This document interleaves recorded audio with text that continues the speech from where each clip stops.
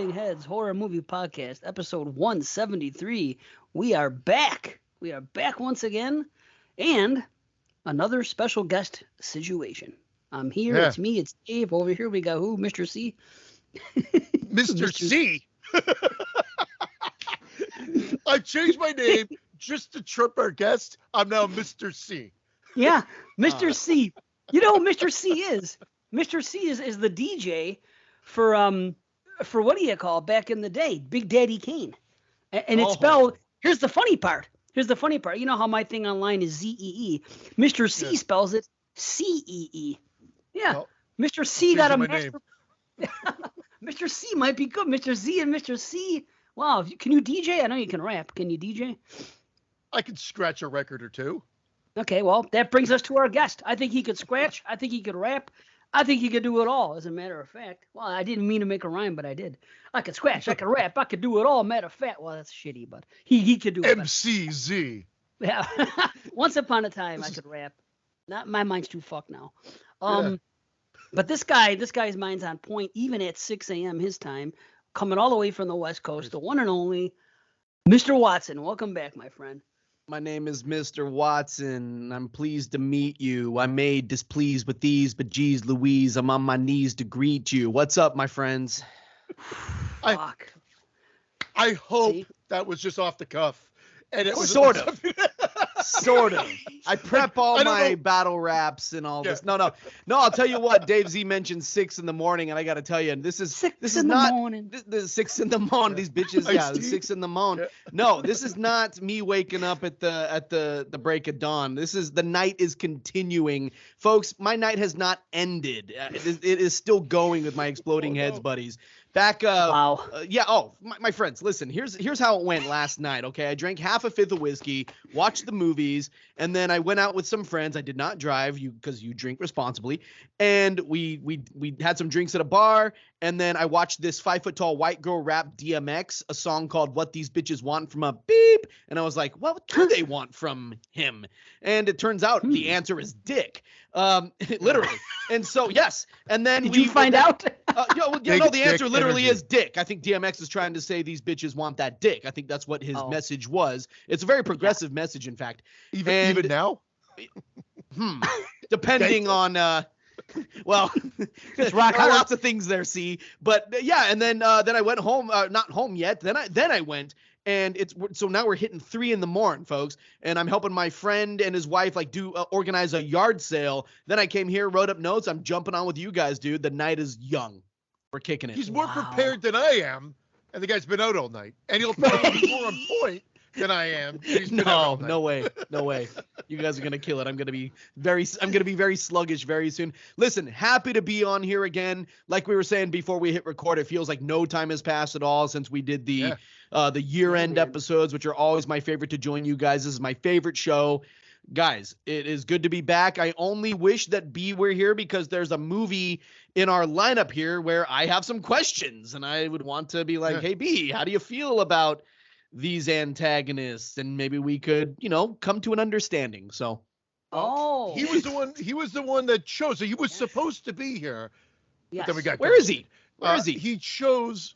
I don't know, Pennsylvania. I don't know where he is. Pennsylvania. Maybe Dave has not Transylvania, Pennsylvania. I said Pennsylvania. I said Pennsylvania. Philadelphia, Transylvania.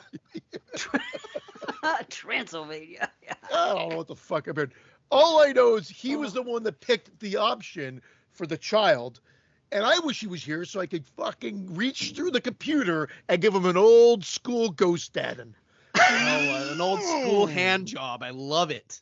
Well, hold on. To be fair, now I was pretty bummed because I wanted to see this Uncanny because I never even knew it existed. And in the last show when Brian and Jamie were here, they said, the Uncanny, it's an anthology and it's about cats. I'm like, fuck, perfect. I love anthology. I love cats. And they're probably going to be killing. Awesome. Okay, let's see this. So I'm thinking, okay, we're not going to have a vote. I'm going to get my pick. But then B was able to come in, or so we thought. At the time, he thought, things were going to work out and he was going to be here, etc. Now, here's what happened. It ends up going to vote because we each took our thing. So you can blame B all you want, but honestly, I got trounced. This is the final vote. Shockwave's there were 77 votes cast. Okay. And by the way, if you're listening and you don't know where to vote, it's in the actual Patreon page. I'm not on the Facebook anymore, so I can't put it there like I used to. So these are the votes. So Shockwaves and the Facebook. I've been distanced for so long that I feel like an old man that's been away from it that long. Yeah. Same, man. Right. See. So 77 votes. Everyone obviously is on the Patreon page that's listening right now. Well, okay, unless it's the fucking future, but then who cares? But anyway, and if you are listening in the future, well, someone just asked this question on YouTube. They said, how old are these shows? When were they recorded? And one was like October 2020 or something. And I was like, listen, the bottom line is this. You're going to be at least a year behind off the Patreon, just waiting on the regular for at least a year. So I think that's a fair estimate. The 2 old shows come out every month and 3 new shows.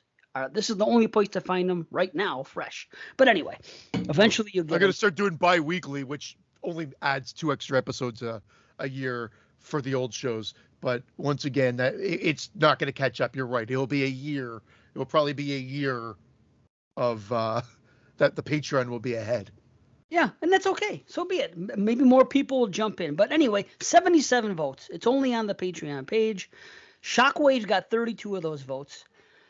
The Child got 26 of those votes, and the Uncanny, my pick, only got 19. So you could talk about the listeners, the headites, if you will, just as much for not choosing the Uncanny. If you're unhappy with the Child and you pick Shockwave, so you can only be mad at yourself if you didn't have a good time with that. But that's that. So here we are. B. I'm mad at myself. That's okay. It's okay. I'm mad too. But B. is not going to be back next week. This is the one time we know in advance, and the reason is this. We are recording on an off day. We are recording on a Friday, which we never do. Today's a Sunday. It's a real quick turnaround. We're not even going to entertain that. We may not even have a guest. And if we don't, you'll know more by Monday night. By the time this is out, it's way past Monday night, so it's irrelevant for me to say it. But anyway, he's not going to be here the next show is the bottom line. We are hoping he's going to be here the show after. He wants to be. He does want to be.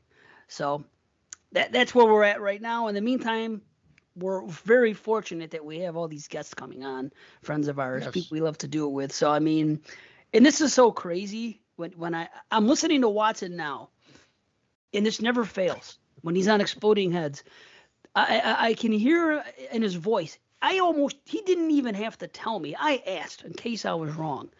I said it's 6 a.m. You just waking up. I could have a feeling when he first started talking that he'd been up all night. Just by the way he was talking a little bit, I'm like, I think this guy's still awake, So here's the funny thing. I've been listening to Watson.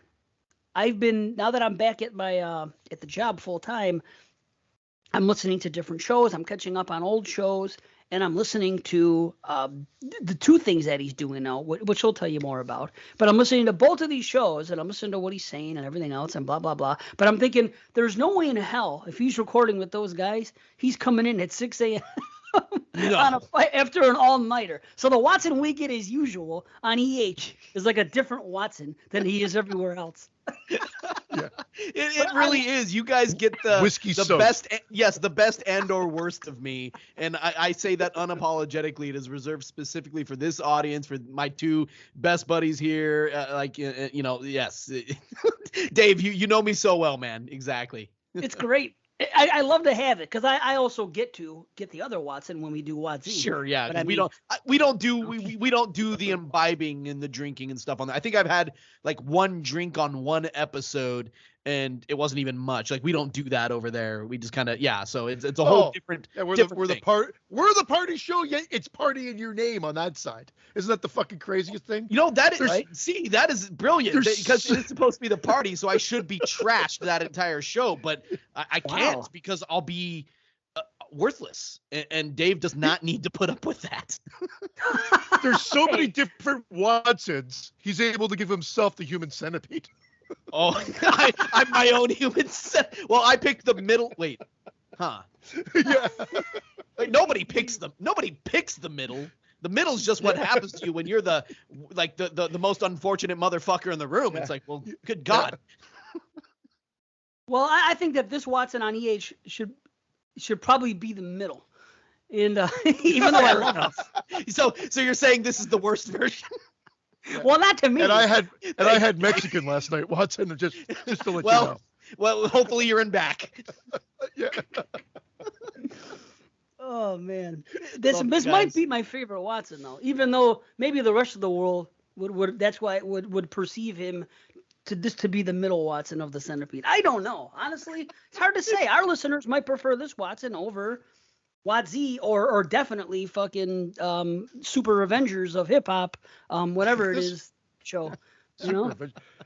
This Watson is like the what is it? The Scarecrow in the Wizard of Oz before he sees the wizard. No brain. He's more loose. He's more fun. And then when he sees the wizard, he's like, E equals MC squared. And then he's like, oh, that's the Watson show. That's right. the analogy I'm making. Wow. That's some funny I don't shit. know I why love that's it. the analogy I'm making. But it's that's the analogy best I'm part. making. It's great because he always had the brain. That actually fits in. This Watson still has the brain. Oh, He just doesn't always, showcase it first and foremost. He's more about helping. He's helping. But when it comes down to review, yes, then it's like it floors you.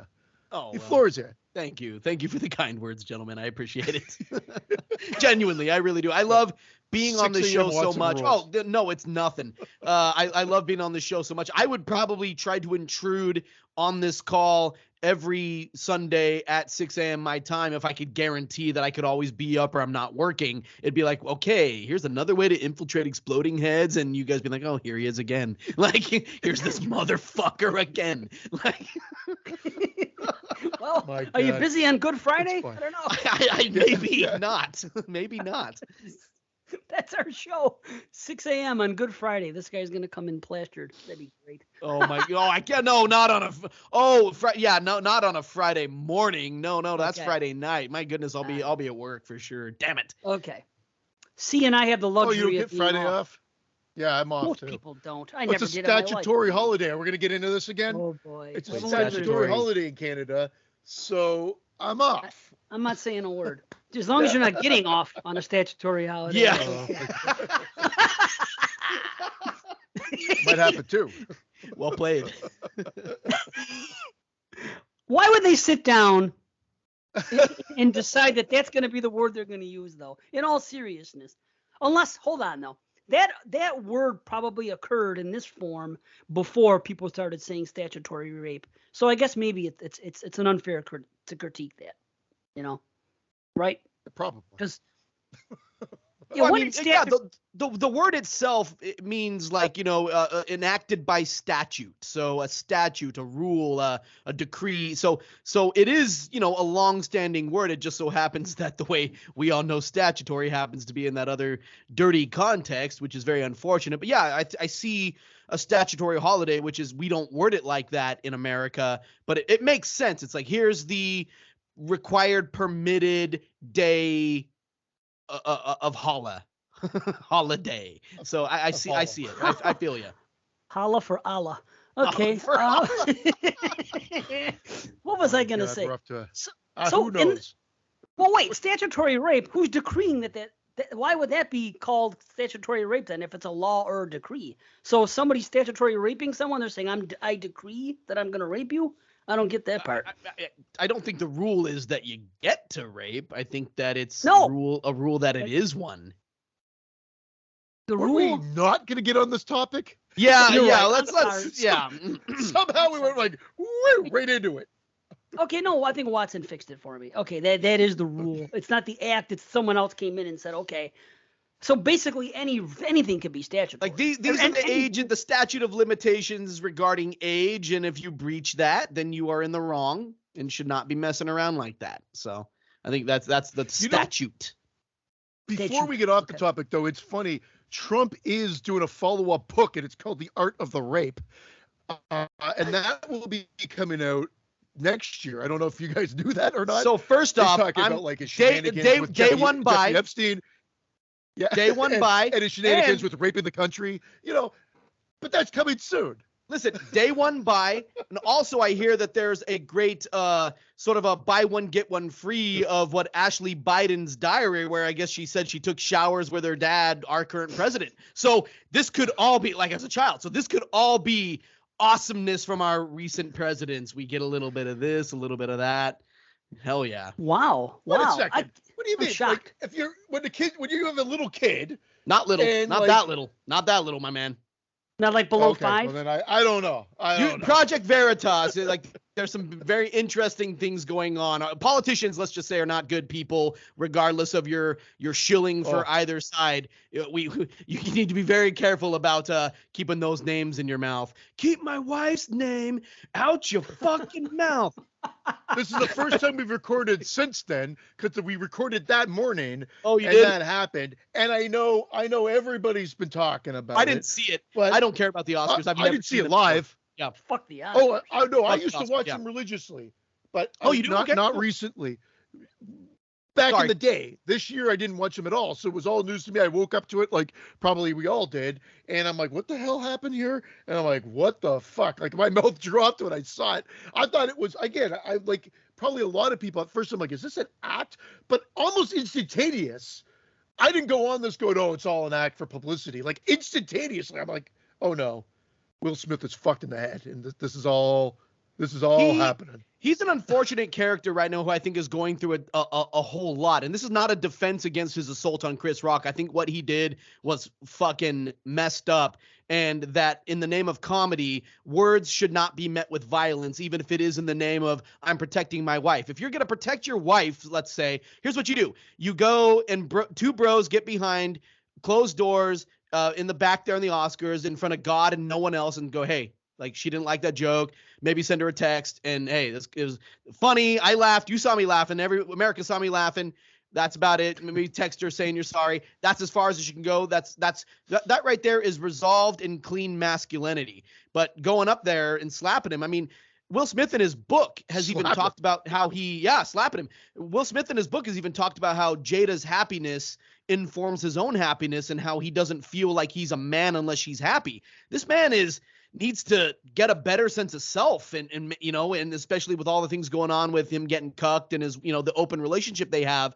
It's like, dude has some things he needs to resolve. And I think he did it all in front of us in the Oscars that day. It's deep-seated psychological shit. And it's messed up. Like, you know, I just know this, C and D, that if any of us had gone up and slapped anybody at the Oscars, we've been hauled out in handcuffs. So. Oh yeah, Right. of course. Of course, no one And made a dude- move. Yeah, dude wouldn't have done that if it was the only reason he did it is because of who he is at this point of his Oh, life absolutely. right now and what's going. If it would have been him, Fresh Prince era, or freaking even when he first started the show, Fresh Prince, I'm saying there's Oh, no yeah. way that would have happened. Oh, dude. But I'm not even Oh, gonna what say if nothing about it. what if Dwayne Johnson was up there making the joke? Do you think he would have got up there and slapped him? No, Hell no. Exactly. Like, Hell "Oh, no." Get back into your shoes. I'm gonna go fuck your wife now. And she would be like, hey, my son introduced me to The Rock. Yeah. isn't that something? Wow. And when I think about it, still to me, it's The Rock and the Fresh Prince. Because that's my favorite eras and the only shit I care. No, okay, not the only shit I care about. I haven't watched any Rocky movies, the Rock movies, Dwayne, because that type of shit doesn't interest me. I have watched Will Smith movies and liked them. Not everyone, but I have watched some. So that's okay. But to me, they're always going to be the Fresh Prince and the Rock to me. So it's kind of weird that those two worlds came together. If you think about it, in 2022, a rapper that I used to listen to in the 80s and a wrestler I used to watch in the 90s, and I love music and I loved wrestling. And now they get together on a stage years later at the Oscars. Imagine if somebody would have told me that at fucking 1990 or when Did they The get Rock together on first a came stage out. at the Oscars? Huh? No, that was Chris our Rock, joke. not The Rock. That was our joke. Oh. Yeah. Yeah. But Oh, still. sorry. That's I Chris the Rock. fact that we're my talking joke, and I don't Chris even The get Rock it. Johnson. Do you smell what The Rock is cooking? Yeah. Oh, No, Get back and sit down beside your bald bitch. I can't even say bald bitch. There was a point where Chris Rock stood there and he goes, I could, and he stops. And you know a million different things ran through his head. Yeah. yeah. And he didn't say it. Pro fucking move right there. Pro move. Yes, You know, indeed. you know what how my mind works? I'm like starting to write jokes and comebacks after I see it of what could have been said. I don't know why I'm like this, but that's the way I am. Like I just there's so many things, but I think he took the high road, He did. and he pretty much summed it up. This is like the greatest night in television history or whatever along those lines. Oh, dude, here's what I would have said. I would have been for 2 weeks. I would have been like, after I'm reeling from the slap, and I would have looked in the camera and I would have said, I cost so much that they couldn't even afford security. my joke is holy shit, I see stars, and then he would point to like Jack Nicholson and Christian Bale, and then look at Smith, and then skip over him, and then point to someone beside him, and then like stars are turning into dollar signs. Yeah. Wow, that's funny. That's good. Thinks of it at the time, though. You're not in that moment. In that moment, Right. you've just been slapped on fucking TV. Yeah. Wondering what the fuck's going on here, and why isn't there security? There's all this shit going through your mind, Oh, dude. and you just got slapped, and you're like, what the hell? And I hope we got to shut that down because comedy's too precious to have people afraid to say stuff that is funny. Too Dude, late. we don't need that in the comedy clubs. I've been to shows where people get up in arms and stuff like that, open mics and stuff like that. I even saw something like this happen once, but it was the girl who went to go try to smack the dude on stage, and he kind of like avoided her and sort of like kept her at arm's length and kind of pushed her, and somebody grabbed her. But she like I seriously saw this years ago at an open mic thing where he was just ragging on everybody, and then she wasn't even getting ragged on, tried to go smack this dude on stage. And it was an innocuous like comedy bit in the first place. It wasn't even like he was, straight up being savage. And even then, and so the last thing we need is this precedent where words equal violence that can be met with physicality. We don't need that in the world right now. Keep it 1-to-1. If you're in the rap battle and you got the line that makes the other guy lash out at you, you won. You won. Right. So That's what I was thinking. It's like a rap battle, kind of. Like, we were talking about it on 22 Shots because I was on there, but I was like, this is like how comedy, that's how roast used to be. And people, when you got someone real good, you hear the crowd go, oh. And then that got me thinking about rap battles. That happens in them too, Dave, exactly. If you want some of the most savage roasts I've ever seen, tonight, even before I went out for drinks, I watched some of Anthony Jeselnik's roasts of, like, I think Roseanne Barr and Charlie Sheen. That I've never seen somebody who is so just breakneck, brutal? Savage, brutal, fucking, you're listening to this guy, and it's like, oh my God, if somebody attacks him, you might almost go, well, you were kind of asking for it, and then you need to go, wait, no.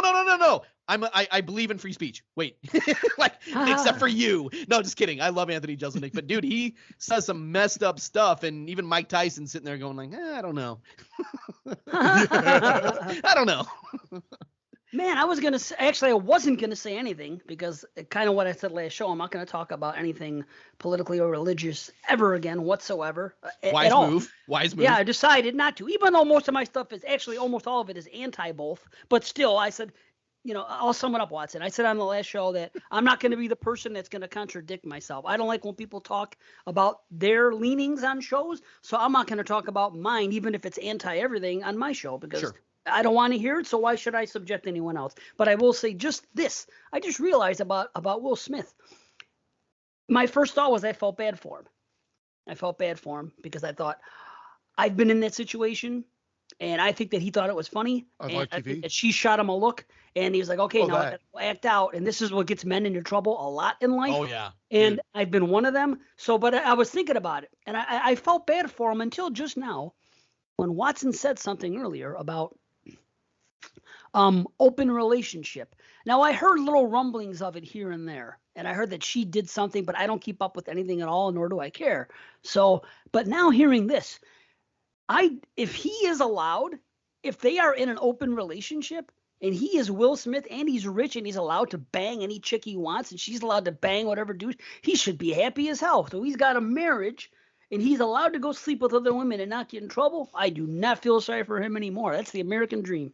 I'll leave it at that. Yeah, well, the problem with it is, and again, I don't know much about it either, so I'm probably speaking a bit out of line, is I guess she spoke about this and made it public, whereas he hasn't been. So then he had to come back. They kind of like almost felt like they had to have a the publicist intervened and said, you got to come out and and talk about this, because it's almost like he was emasculated or whatever in the relationships. Oh, I've had mine or whatever as well. But like it's just the society we live in. It was like we needed to have it. Yeah, I'm not sure if it, like, I don't know anything about them or whatever. I chalked it up to like MBC syndrome, that Will Smith has maybe medium black cock, and maybe he went for BBC, and there was an issue. I don't know. See, speaking off the cuff. And as always, you always have awesome. the best thing to say. Yes. But I wanted to say this. I have to say this too. Chris A.K. Scott Richardson says, I like how Dave says he hates when people talk about religion and politics, and then proceeded to talk about this shit for 20 fucking minutes. But then when I concluded and I said this, and I said, before I said it, there was a precursor, and at the conclusion I said, this is the last time, and then at the end I said, and that's the last time, and that's that. It's true. Well, and he put smiley emojis too, because it's funny. We do this. I do it too. I'm not gonna get into this, and then boom, we're into it for a little bit. What's funny is, and Dave, you'll like this. We both of us on Twitter got called right wingers. Because some lady who and I don't mean just even that we might have conservative leanings or anything like that. It's that pejorative of, it's like you eat, like you bite into a bagel that's got mold on it. Oh, that tastes right wing. It's like this sort of thing. It's to the point where it doesn't mean anything anymore, coming from about 99% of people. But somebody on Twitter said that we were right wing from our episode where, and they took the tweet down, where we talked about how we prefer story over message. Like, definitely have a message, but story first, and then your message goes further. And we were, that makes really you white ring. We were really, yes, apparently it is. Apparently, we were really generous on that episode about how we. I don't think I mean this too, as somebody who is in and out of the hipster Olympia, Washington world in the Northwest, where I can go outside my doorstep right now and see an F-Ford 350 with a Trump 2024 flag, and then the next vehicle will be like a Tesla with Biden, this or that, and the person's got, purple hair and looks like the girl from the Triggered meme. I'll see them both in 2 seconds when I walk outside. And so I'm entrenched in both worlds. But yeah, we got called like right wing because we prefer story over message. And I just really didn't reply. I was just like, thanks for your input. I looked at this person. Have we ever talked? I'd never talked to this person, and they're just like, yeah, you guys are right wingers, not interested. I'm like, okay, that. What about the message? What if the message was right wing? And we still say that we'd rather have story over message. Listen, you can't win. You can't win. It's just like your goal is to say what you want to say and have thick skin. And then, and so that person took a snippet of something we said, disagreed with it, and they're probably a decent person in real life, or they're Hitler. Who knows? They're Christ or they're Hitler, maybe a little of both. I'm not judging the person at all. I just thought that was funny that we got that tweet and then they took it down. And then it was like, okay. Like, that's even funnier that they took it down because, but again, it goes with everybody. Everybody's got a voice. Everybody's got, giant nuts when they're online and be able to just shoot something off quick. And again, the big picture, what does it like? I mean, that's just ridiculous. That's a ridiculous statement. Well, online discourse is always so reductive. What?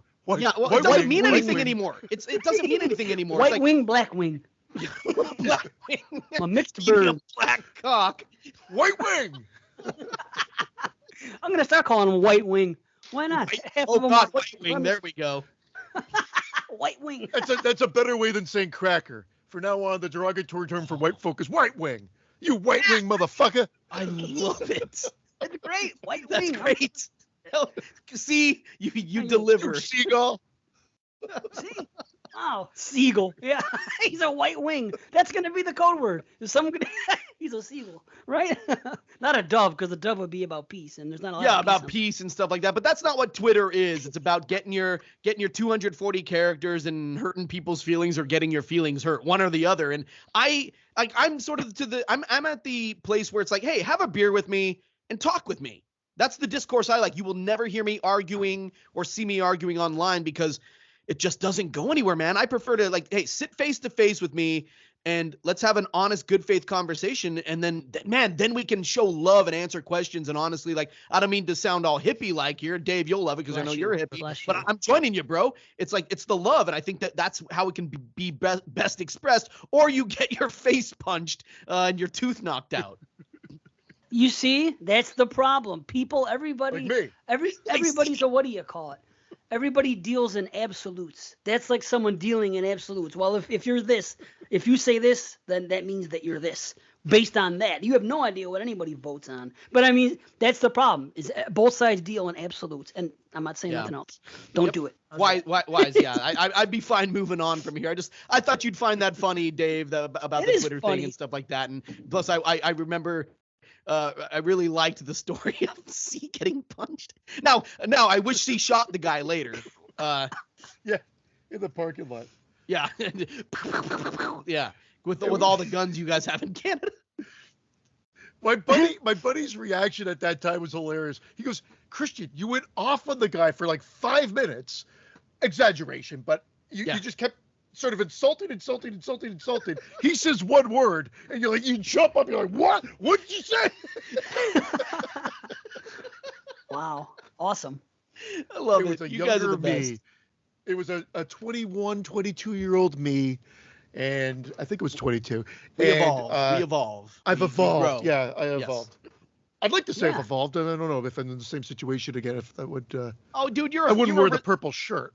You're a respectable family man, like, dude. Hell yeah! Look at you, handsome on the camera here. If everybody can see this dude, he's like, look at his boyish smile. I love this guy. Look at him. Right. Shit. Now it just became like GQ shit. See, look at him. Right, man. God, he's so handsome. When I meet him, I'm sucking his dick.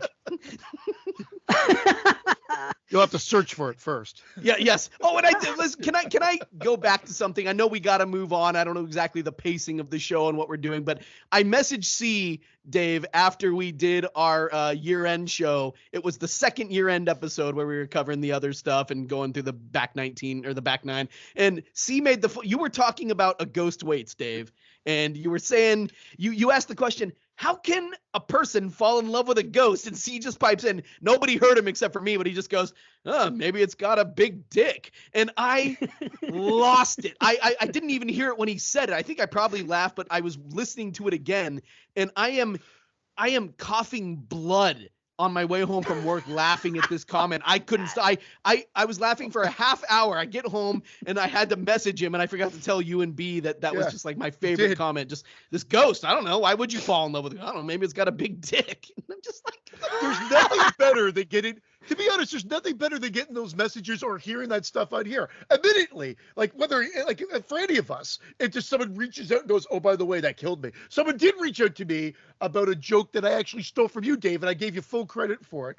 What a guy. I said, "Look at this. Look at this. Where is it here? Let me see. I think it was on Facebook Messenger. I got to get it out because it was pretty funny." So Mark reached out and said, "Just working my way through episode 171 and thought I'd drop you a quick note of appreciation regarding your Fred Astaire's gag about Arbogast from Psycho. It may have slipped past almost unnoticed on the show, but I was laughing my arse off for that one. Thank you." I go, "Thanks, Mark. Wish I could take credit. I was calling back Dave's joke when we covered Psycho." Obviously, I thought it was funny, so I ripped it off. Nice. That's awesome. That's great, man. So, what a guy. But yeah, it is Fred Astaire. I mean, Yeah, we Fred never Astaire. did do that. We never did do that. That mashup. I've done them all. I've done the Suspiria, Nerds in Suspiria. We've done the Ritual ending, which everybody pretty much, other than like the 30, 50 people that listen to our show that watched it, is universally hated by everybody else on YouTube. It's great. Yep. where they see the Jedi Knights in the forest at the end when he's screaming into the forest. Awesome. Nobody likes that. So now Fred Astaire's might be coming soon. Oh my God. Nice. To a YouTube. Stairs. Wow. Man, what was I going to say? My mind's all over the place. Holy Sorry. cow. We're talking about the jokes about the ghost waits with the big dick. Oh, a ghost. I don't know if a ghost. That was a ghost. It was. It got me at Ghostbusters. Now, you know that scene in Ghostbusters where Dan Aykroyd's getting blowjob from the freaking the ghost, the female ghost? Okay. Yeah. If this could happen to you, if it did happen to you, do you think that could just be enough and you could just be single the rest of your life? Like you could just you could get head every day with a ghost. You know it's a ghost, but you know who it is. But you know what? That might be suffice. That could be all you need for anything. You know? Like, You don't do you gotta. wish that would happen? Like Watson, do you wish that would happen to you? You're a single man, okay? Well, you're not Do you wish cheating. that every day A ghost blew me. ghost blew I mean, a ghost came and blew you. That would probably all the sexual stuff that's built up in you all the time, and everyone. Well, I don't know. Me, I know for a fact. Regardless, I'm just saying all the sexual stuff that's built up in you. If that could be relieved once a day by someone that isn't you, that's almost like, okay, I got that out of the way. I feel good. I can go about my day. My mind's not clouded with being horny constantly. Do you think that would be enough for you to continue on the rest of your life, or do you really have that companionship yearning that you need, or would that's the question. Well, I mean, if we're gonna get this deep psychologically, I am very good at being alone. I love having girlfriends and you know, and I love that stuff. And even I'm not the hookup culture type. I prefer something, you know, short of a wife, but not like a fling. But if you're saying that this ghost just shows up and I can continue kind of my confirmed bachelor status forever. Yep. Especially if she does, like, if this ghost doesn't want me to like sacrifice a kid or anything, like all of a sudden 10 years down the line, she's like, listen, there have been a lot of blowjobs and listen, love the dick, but you got to kill a kid now. And I'd be like, oh, damn it. I knew it was going to come to this. If that's all off the table. what if you had ghost kids with her? Like, what would that work? You can't. You can't get pregnant that way. You can't. It's only going in one hole. Then you know what? Then I guess I would be uniquely suited to this. One? Yeah. Why is What it about that ghost vagina? You can't get ghost vagina? No, she's only blowing you. It's the blowjob. Like Ghostbusters. Every That's day all we got. That's our only option. for the rest of your life. But it happens once a day when you're in bed. At one point, the All right. ghost will blow you, and it'll be a perfect time when you just wake up or when you're just about to go to bed. It's not going to interrupt your sleep or something. That's a good arrangement. That's a really good arrangement, and I think it would. You know, I don't know. Maybe when I hit my 40s, I'm going to get on this thing where I'm like, dude, I probably should marry again, and probably really should devote my life to somebody the way I have before. But I've sort of, evolutionarily speaking, I've raised a very good kid who's 18 now. I did my job in that, passed on my genes, did that. Anything goes after this, and if it's a ghost, fuck yeah, let's do it. Right? I mean, it's no different than a female. Let's say you knew a girl. Let's say you met a girl at a bar last night or tonight for you still, Watson, okay? She's the one who rapped what these bitches want from a beep.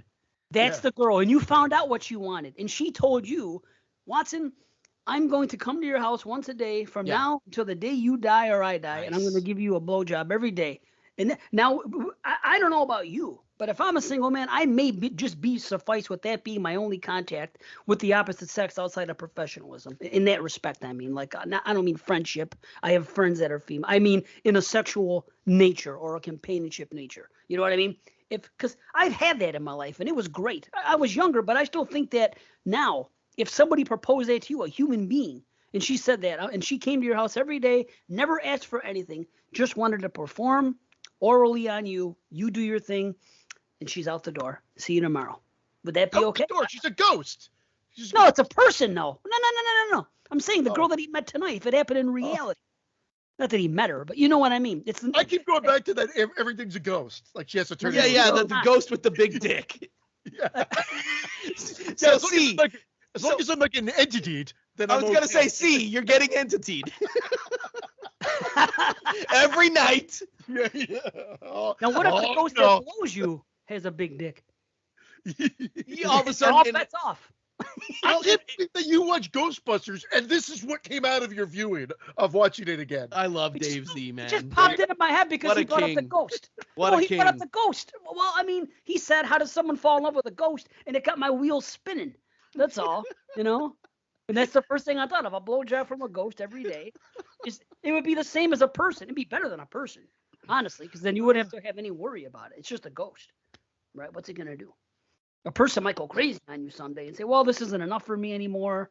You know, whatever. Now, that would be the proper term for that would be ghosted. Like that's when you use that Oh, term. damn, that was good. Damn it, I wish I thought of that. That's well played, C. Yeah. B would have been all over that. B, yeah, but glad you were here for that. Yeah. I'll pick up the slack. Yeah, you'll pick up the slack. You're like, I'll get the low-hanging fruit, as if I don't already. Yeah, well, of course. Yeah. And that fruit's hanging lower each year, let me tell you. Yeah. Holy cow. So yeah. Okay. Anyway, that's the ghost stuff. I don't even know how we. Did you guys? That's our ghost segment for the show. Yeah, that's our ghost segment. The Exploding Heads ghost segment. I'm gonna bring it back to horror because I heard about this story the other day, and you guys are both fans of metal. I know that, and I know I am. Did you guys see freaking Vera Farmiga and what she did with Scott Ian, and they sang freaking Iron Maiden?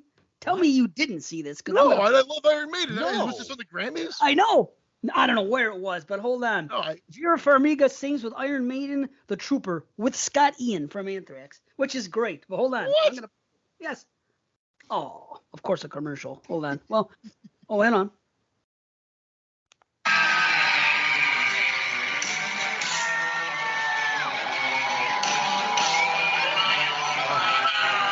That's her.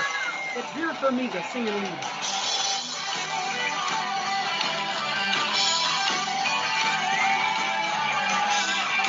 And give it a second, people, but it's the fucking Trooper. This is a good song.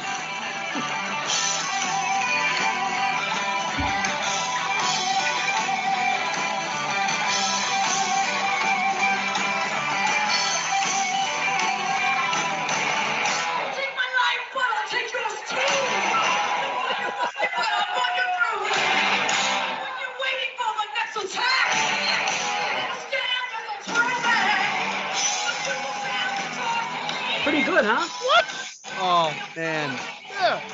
I Yeah. already Eric loved Webster her. is jerking off right now. I already loved her, and that's fantastic. Oh, how cool. Great, ain't it?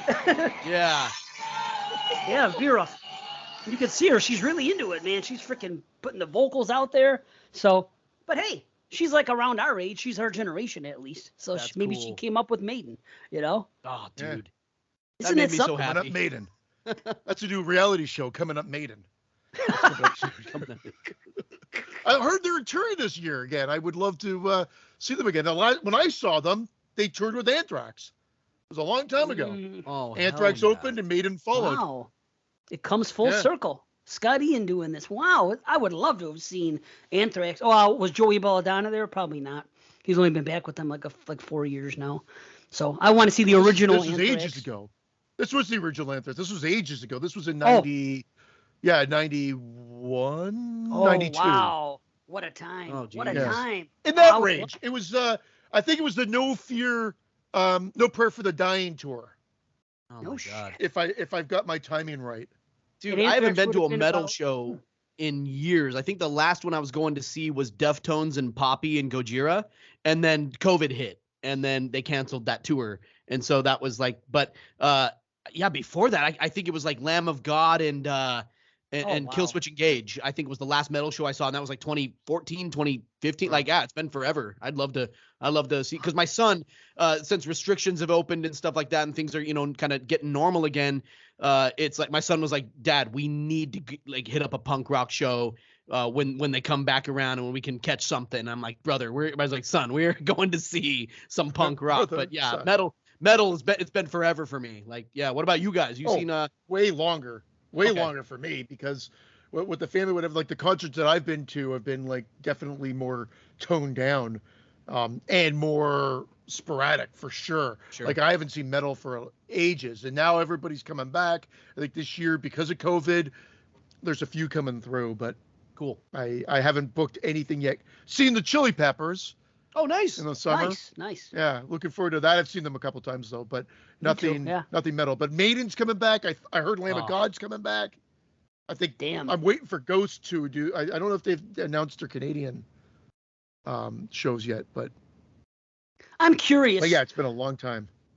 I'm curious about these bands, but it's been so long and they're so old now. I don't know if they can play that type of music anymore. But I don't know. Like I haven't been to a metal show in a very long time. Everything I've seen primarily has been Phish for the longest time because they only get so many opportunities to go. And anytime I can go to Phish, I'm going to go. But it isn't that I don't want to go to a metal show. I just don't know if, like, Phish is an anomaly. I don't know how they can still play. And there are some songs that Trey can't play on guitar because it's just too hard at this point in his career and he's not a spring chicken anymore. There's some songs that they don't do on concert anymore because the solos are just too fucking complicated that he just can't perform it anymore. So there's like maybe like, I don't know, 12 songs out of their 1,000 that they could do that he doesn't do anymore because he can't do it.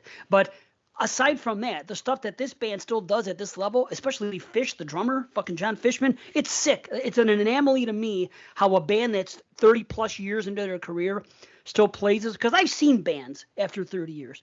I mean, I saw the Grateful Dead and they were 25 years, 35. And I've seen other bands. You guys been to these shows, and these bands aren't playing anywhere near like they once were. So I know Phish is defying the fucking odds by doing it, and I'm so happy about it. But I'm like, do I really want to take the risk to go see a metal show? Like, I would love to go see Slayer, even though Jeff's not, he's passed on and stuff. But I think Tom Araya is probably the perfect fucking thrash metal vocalist ever. His voice, everything, I think he's just extraordinary. But just that band, period. I would love to see them, but I don't know if they could play that type of music at this point in their life anymore. You have to think that the singers can't do what they used to do. Oh, for There's sure. no way. You know what I mean? Can the guitarists and the drummers? I don't know if they have that ability at this point. You're not asking a band just to come out there and play regular music. And I'm not dissing the Rolling Stones. Great fucking band. But from a technical level, most of their stuff, I think they can still play at the age that they're at. Oh, sure. I can play all the Stones songs. Like, yeah, you know what? I just want to say, I just remembered in 2017, I think it was, or 2016, I saw Black Sabbath's very last show they ever did in Washington State, I think on their farewell tour. I forgot about that. Was it with Ozzy or no? Ozzy, yeah. He had just gotten over like pneumonia and stuff, and he was like, and he wasn't in tip-top shape, but like they were pulling it off. But it brings to mind, like when we talk about horror directors who of old and stuff like that, who maybe don't have it like they used to. Can you think of some directors who started off strong and maybe aren't are still going, but technically still going, but don't bring it like they used to be able to in their heyday? Like we haven't seen Carpenter, good like John Carpenter in a while, right? I mean, like Right. who else? Like who are you thinking? Craven. Well, Sorry. Craven's got an excuse. Tobe Hooper. I'm so sorry. If they passed on, obviously, that was a bad joke on my part. But Carpenter, I don't think he has the want to direct anymore. Oh, okay. No. I honestly think he's happy with composing. I think he's done. I will be shocked.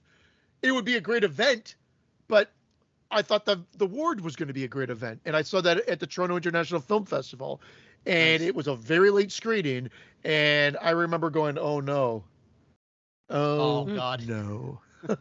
Still haven't seen it. I own it, but I still haven't. Same here, Dave. I haven't seen it either. John Carpenter was in Studio 666. Him and his son did some the Foo Fighters movie. Rest in peace, Taylor Hawkins, the drummer there. He recently died and recently passed on. And age 50, man, he was in good shape. I don't know how he went, but excellent drummer. But yeah, their movie the probably has some of the best kills we're gonna see this year. By the way, if you've seen Studio 666, there's I'm looking forward to it. Oh man, there's a kill with a chainsaw that when you see you're gonna go, yeah, that right there is some excellent shit right there. But the John Carpenter's in it very briefly, and he and I think Cody, his son, did some of the score that the Foo Fighters weren't doing. They did like the heavy lifting on that movie. But yeah, Cody Carpenter and John Carpenter did some stuff there. Wow, that's awesome. I mean, you reminded me. I saw Black Sabbath when they came in 2013. Oh, cool. I think it was when the 13 tour, and that was a fantastic concert. I thought they did great. It wasn't the original drummer. It was it was a kid, but he was great. Oh, okay. But that was good. And I guess before that, it would have been like Ozzy solo, Velvet Revolver, if they're considered metal. Oh, sure. Yeah. I count that. And that back in the 2000s. but it's been that's why I said sporadic for sure. Nice. Wow, Velvet Revolver toured in fucking 13.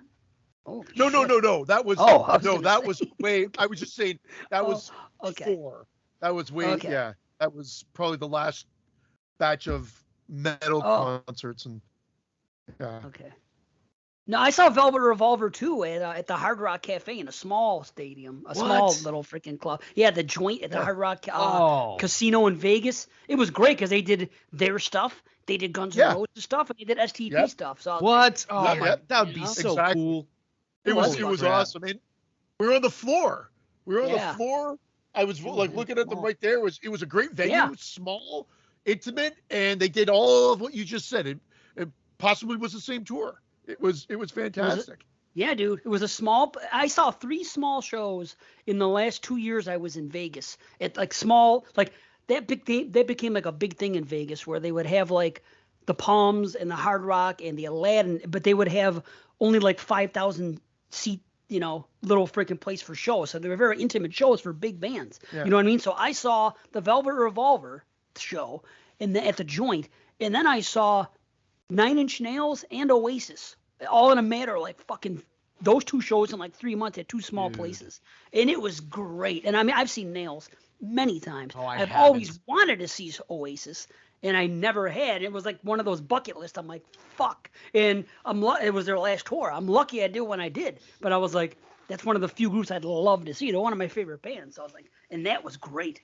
But those shows, those small shows, man, there's something special. I love going to.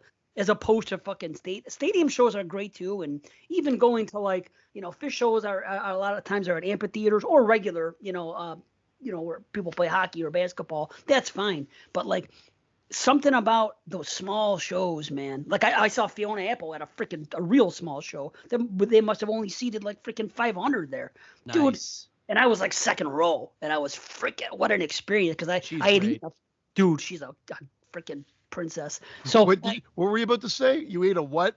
I ate a freaking a weed cookie, a whole fucking weed. And with cookies, it's hard to tell how much to do. Well, I took too much, and I was in there like, tripping hard off weed, just like real freaking high. And I was in the second row, and I'm like, oh my god, And the whole thing was overwhelming. And then she came out. And everything was just she came out and she opened up as fast as you can, and I just wasn't expecting that. And I love that song. Oh, dude, holy it's probably shit! my favorite. Mine too. Being there with her, awesome. That close to her, like fucking, I could. And the way I feel about her and everything. It was what an experience it was to be at a small show and to be feeling that way. And it was like classy. If you got up, you couldn't come back until a song was over. So if you had to go to the bathroom, like everyone just sat in their seats the whole time. And the rules were, if you stood up and shitting in their pants, you couldn't come back.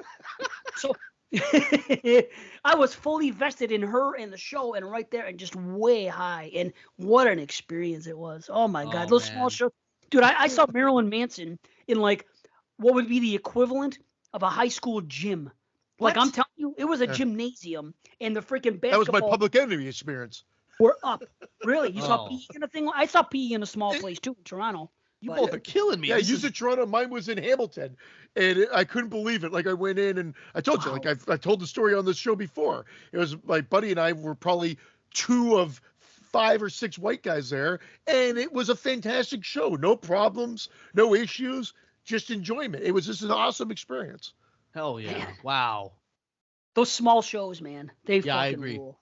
You know, it doesn't happen much. If you're fortunate enough to have it happen, but I've had a good amount in my life. I mean, that Manson show was fucking. And here's the thing about the Manson show: it was a small place, like I said, like a high school gym. And this was after Antichrist Superstar, before a Mechanical Animal. So he was still at his height, but right before Mechanical Animal. So, but here's the thing: I saw him on tour twice prior to that. Once opening up for Trent, and another when they were the headliners. And it was the Antichrist Superstar. So now I'm at this show, but here's the fucked up thing.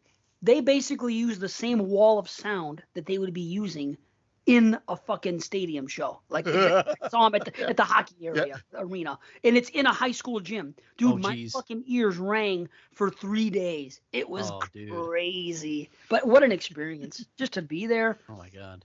Wow. Yeah. Oh, speaking of music, as long as we're on the topic, I heard this thing the other day, which is so funny. Somebody put out a list, and it was like the top guitar riffs of all time in songs. And they the reason I bring it up is because it's so funny. Because what they did was they interviewed people, and they interviewed 1,500 people, and you won't believe the freaking results. I'm telling you, you're gonna laugh. Okay, so It's not all just AC/DC like throughout the whole. AC/DC. it's actually not. There might be an AC/DC on there. There probably should for a riff. But hold on, I don't think these people understand what a riff is. That's the funny part. So a new poll for the oft-debated topic of greatest guitar riffs has some stupefying results. The UK study done. The UK study, yeah, done in March 2022 by music content and software provider Muse, also an owner of Ultimate Guitar, polled 1,500 people and provided some seriously head-scratching picks, even in the top 5. Let's define terms first, shall we? I don't think we have to tell anyone what a guitar solo is. This is not the guitar riff. A guitar riff is the foundation of a song that repeats throughout. Blah, blah, blah, blah, blah. Okay, a guitar lick, blah, blah. So anyway, this is what came voted out, 1,500 people that they asked. Okay. Number one, and okay, I'm not hating on this. It is a good riff. Sweet Child of Mine, Guns N' Roses. Yeah. Okay. A lot because that would be mainstream. People know that. Oh yeah. People know that one. I that doesn't surprise me. I I'm would not think hating Thunderstruck would be on there too, but that's Well, we'll see. that's why I I'll- said AC/DC because it's repetition and Yeah. and that is what people are going to like and gravitate towards. No, it's cool. I don't have a problem with it. Is it the best ever? No, I don't think, but I have no problem with it being on the list. Now, That was number one. that was number 1. Number 2, Okay. Eye of the Tiger. Survivor. What? Yeah. Yep. Isn't that more? Now, wasn't that more keyboards combined? No, you're thinking of Am I freaking. wrong with That's what you're thinking. Oh, I'm thinking Final Countdown. Yeah. Yeah, the riff for Eye of the Tiger is Badass. it's like the easiest guitar. Yeah. It's easy, but it's still badass. I mean, I'm thinking of Hulk Hogan coming out to it in the fucking 80s. Oh, okay. I mean, Well, it's a good hype song, yeah, for sure. Yeah. But you know, then this guy says here, sure, it's a powerful riff, but better than, let's say, Zeppelin's Kashmir, which didn't even make the list, or Deep Purple Smoke on the Water. You know, number 3 is awfully high. See, I would have you know? expected those to make the list. So this is very mainstream. Like none of this surprises But- me from a very mainstream. Okay, but what number 3? But hold on, let me continue on. Number 3, this is the greatest of all. Another one bites the dust, Queen. That's a bass line. There is no fucking guitar riff in Yeah, it. the guitar doesn't come into like the second verse. Right. Like it doesn't But come in again- till then. Like it's You're dealing with mainstream. They don't.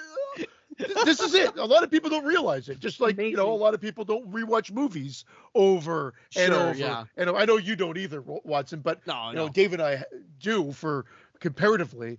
And so again, doesn't surprise me. So it's where funny, did but it A doesn't surprise bass me. line doesn't surprise you? That somebody It really doesn't. In the big picture of what people are probably thinking. Yeah. And at number 5, Wet Ass Pussy by Cardi B. No, number 5 is the Final Countdown. yeah. Yeah, exactly. Number 4, I'll just give the 10. Okay, but I'll say a couple things. But number 4, I don't know where this came from, and this is not mainstream, at least that I'm aware of. That's what's boggling about it. Sex on Fire, Kings of Leon. Oh, that's new wave. That's I like new, that more song, new. but yeah. okay, that's kind of weird that would make a list like this because it's Right. not iconic. It's my favorite. It's actually my favorite of their songs. It's the only song of theirs I really like, but it's a fucking great song. But the guitar's just kind of all right. Okay, all right. Well, yeah, You know keep what, though? going. Maybe if they did, maybe they polled kids my daughter's age or whatever like that and whatnot. But then I don't Yeah. know. But then it is weird because it's weird. Yeah, Yes. It is right. odd. Yeah. It's very inconsistent. weird. What Yeah, is it right. doing there? I don't get that. Okay, 5. And I love the band and I love the song. And the solo is just fine. But to say the riff to Stairway to Heaven, I don't know what the fuck. What's the riff? The intro? That's exactly what they're banking on. Yeah, it's the intro. Or yeah, the intro. Really, there is no real riff in that song, right? No, there really it's isn't. A ballad, it's slow, and then they kick in with a little solo at the end. A big solo. I shouldn't just minimize. Like, ask a guitarist, hey, play the Stairway to Heaven riff. They're gonna go, wait, do you mean the solo or the intro? Yeah, They're gonna ask you They're gonna ask you a follow-up question. Right. Because I can play that song and I wouldn't think of a riff. Okay. No, nothing. Okay, number 6. I understand this because who plays it, and it is catchy and it's memorable. Beat It, Michael Jackson. Oh, hell yeah. I'm in. I'm fine. I'm in with that. Eddie V on that fucking. Hell yeah. I get I'm with that. That is iconic. I back that. Yeah. I'm okay with it. Okay, That's the only Eddie. Oh my God. So, oh, don't you dare. Eddie had tons of fucking great riffs. No. What are you going to say? No, I'm saying that's the only one on the list.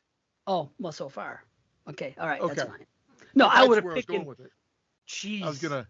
I would have shows like Ain't Talking About Love or fucking so many Yeah. other Eddie ones, honestly. Unchained. There's just tons of freaking. Yeah. Oh, man. But anyway, okay, so where were we? Okay, here's the fucking kicker. Anything from And I Van love the Halen band. 3.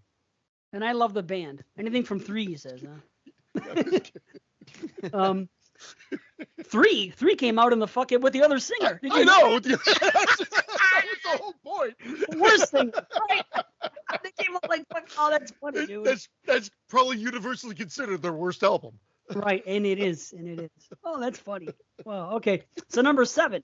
Nothing against the band or the song. Love it both, but Smells Like Teen Spirit, of course, because it's always fucking everywhere, that song and that band.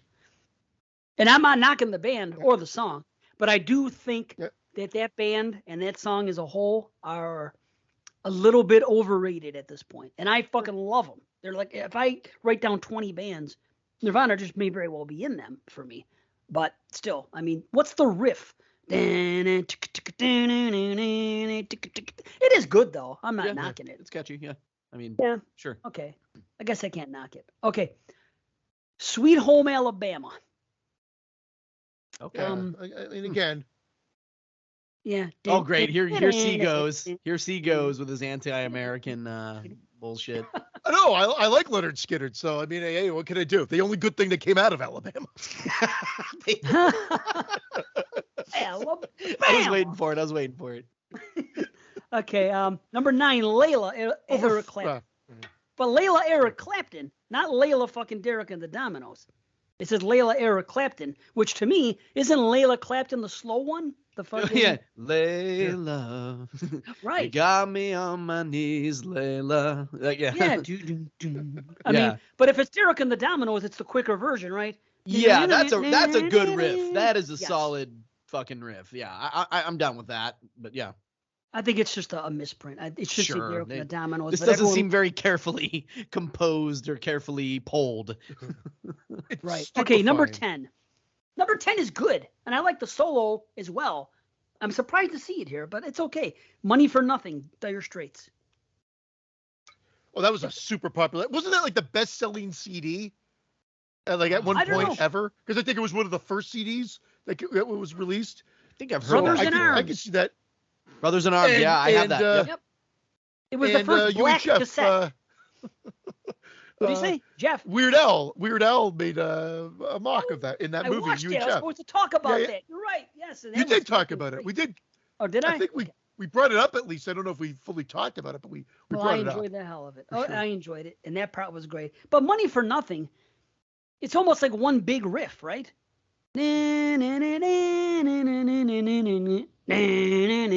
Yeah, but that I think Right. exemplifies exactly what the list is and why people love Yeah. it. No, I dig it. And that kicks into the solo. That's the weird part. Like that riff actually opens up the solo later on. It goes. Same it with goes like one- Sultan's a Swing. I kind of like Like I that doubt better. you're gonna get. Yeah, you're not gonna get Run to the Hills on this list. Okay, let me try to fly through them. Okay, I'll go through more for fun. 11, Right, yeah. Purple Haze. Purple Haze. Okay, that's fine. But it's just. Okay, yeah. Okay, I can see that. That's fine. cool. I prefer Voodoo Child, or some Same. other song. Purple Haze it's famous. I get it. Okay, this is a little surprising. Another band that I love and never talk about, but The Chain, Fleetwood Mac. Interesting, huh?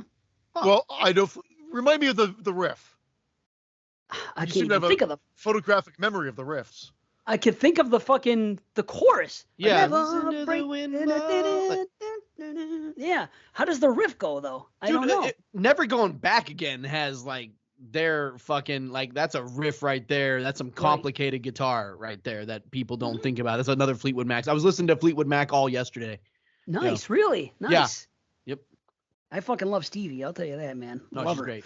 Yeah. Man. So I don't know. I can't think of the thing. Okay. Yeah, me neither. 13, Back in Black. I'm not surprised. That's a big one. Oh yeah. Yeah. And everyone knows that. I mean, and it's been sampled in rap about 1 million fucking times. 14. This is surprising, and I have nothing against the band or the song or it, but I can't think of the fucking I can think of stuff, but not the riff. Ace of Spades, Motorhead. Yeah, basically. Right? Nah, nah, nah, Ace nah. of Spades. It's catchy. If you like to Yeah. gamble, I can't think of the riff though. Honestly, it's like a little quick thing. I'm not Yeah, doing it yeah. any justice. I don't have your memory, Dave, but it's fast. Yeah, I guess. Okay. 15, Walk This Way, Aerosmith. Okay. Okay. Yeah, that's good. That's good. That's my. Yeah, I that's- prefer it that's- on fucking Run DMC. I always have. Yeah, I do Yeah. too. Yeah, I it's do better. too. Every time I listen to the original one, Yep, I do. it's I mean, I slowed down. like both, but It's a little slower. There's just something about it I like better, and I even like the chorus better. I like the Walk This Way, Talk This Way better Instead than of, Walk like, This Way, Talk This Way. But that's just me. I don't know. I don't know. Okay, Smoke on the Water, Deep Purple. No surprise. Yeah. No surprise. That's fucking. I mean, fine. isn't that universally like one of the first songs anybody learns on a guitar? Pretty much. Right? Yeah. Right. You know what should be there? Cocaine. Nah, nah, nah, nah, nah, Oh nah, yeah. Because that always reminds me of that one. I mean, I know Smoke in the Water is different, but it's similar. But anyway, You Really Got Me, the Kinks. Like that's just Okay. a Yeah. quick thing, right? All right. Yeah, okay, all right, that's fine. Yeah, it is okay. good. This is ridiculous. One of my very favorite bands, an excellent song, an album, but The Wall, Pink Floyd. What's the fucking riff? We It's just don't need no. just the That's chorus. the riff they're thinking of. That's Yeah. it. I mean, the solo was fucking great. That's The fine. solo's so good. Do you ever hear No. Korn's version of like all 3 acts of that song? It's fantastic. It What? really How sounds. have I missed out on that? Oh, listen to love Korn's Korn. version of that, and you'll be like, yeah, I think if anybody were to cover that Pink Floyd song, it had to be Korn. They got the insanity of What it the right. They got the feel of it, and the solo is spot on. Jonathan Davis has such a unique voice in the scheme of rock. It's a really excellent song. I love it. Oh wow! How And- do I not know this? What the fuck? Yeah. I also wanted to point out to Marco, if you're listening, there's no Limp Bizkit on this list. Well, the rest of the list is And there Limp Bizkit. shouldn't be. And there shouldn't be. I'm so It's just tired. one of those days. He's gonna be very happy. I like Limp Bizkit, but I'm off online now, so I don't have to see it anymore. But I'm very, very tired of all the attention Limp Bizkit gets, and Korn is fucking passed on the wayside. To me, Korn is fucking 10 times the band fucking Limp Bizkit. Limp Bizkit was a flash in the pan that wouldn't even exist without Korn. And fucking Yeah, Korn was a much better band. I'm sorry. No But one yeah, talks- wasn't he the one that introduced, got the ball rolling for Freddie? Yeah, Yes. I think Jonathan Kruger? Davis went in to get tattoos from or something like that, and was like, "Hey, yo, dog, check out my demo, bro." And he's like, "Okay, sure. Oh, okay, they're kind of good. Let's bring them." I think that's kind of how it happened. Yep. Then they'd let him on their album. But they put him in All in the Family on the third I album. love that All in the Family song. Dude, that came out before the big album came out, Yeah. and I was hoping that fucking Fred Durst's rap style was gonna be that way, and it wasn't. No, If yeah. you listen to All in the Family, right? Doesn't it sound a lot different than what he became It- when it their does. album came out? Yeah. Like, you know who he See- sounds like to me? Fred Durst, when he started singing, sounded to me like Mike Muir from Suicidal Tendencies.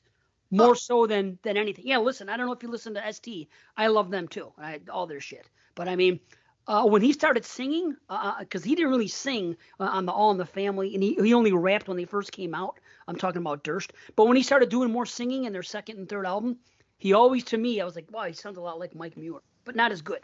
But that's just What was the other band? Sorry, while we're on this, what was the other band? This has become the music podcast today, everybody. It has. So we'll get back to horror. No Yeah, we problem. will. But 5 what minutes. is the other band from Suicidal Tendencies? They're the one that, like, there's a few of the similar members, but it was a different Infectious band. Grooves? Well, Infectious Grooves? Yes, Infectious Grooves. Yes. Yeah, dude. Damn. That's what I was thinking. Deep cut. I love Mike Yeah. Muir. Anything Mike Muir does, Mike Muir is kind of like a like a Mike Patton from Faith No More. He would have Faith No More, then he would have Mr. Bugle, and then he would have other side projects, or Keith or Maynard from fucking Tool, who has Tool, A Perfect Circle, Pussifer, and other shit.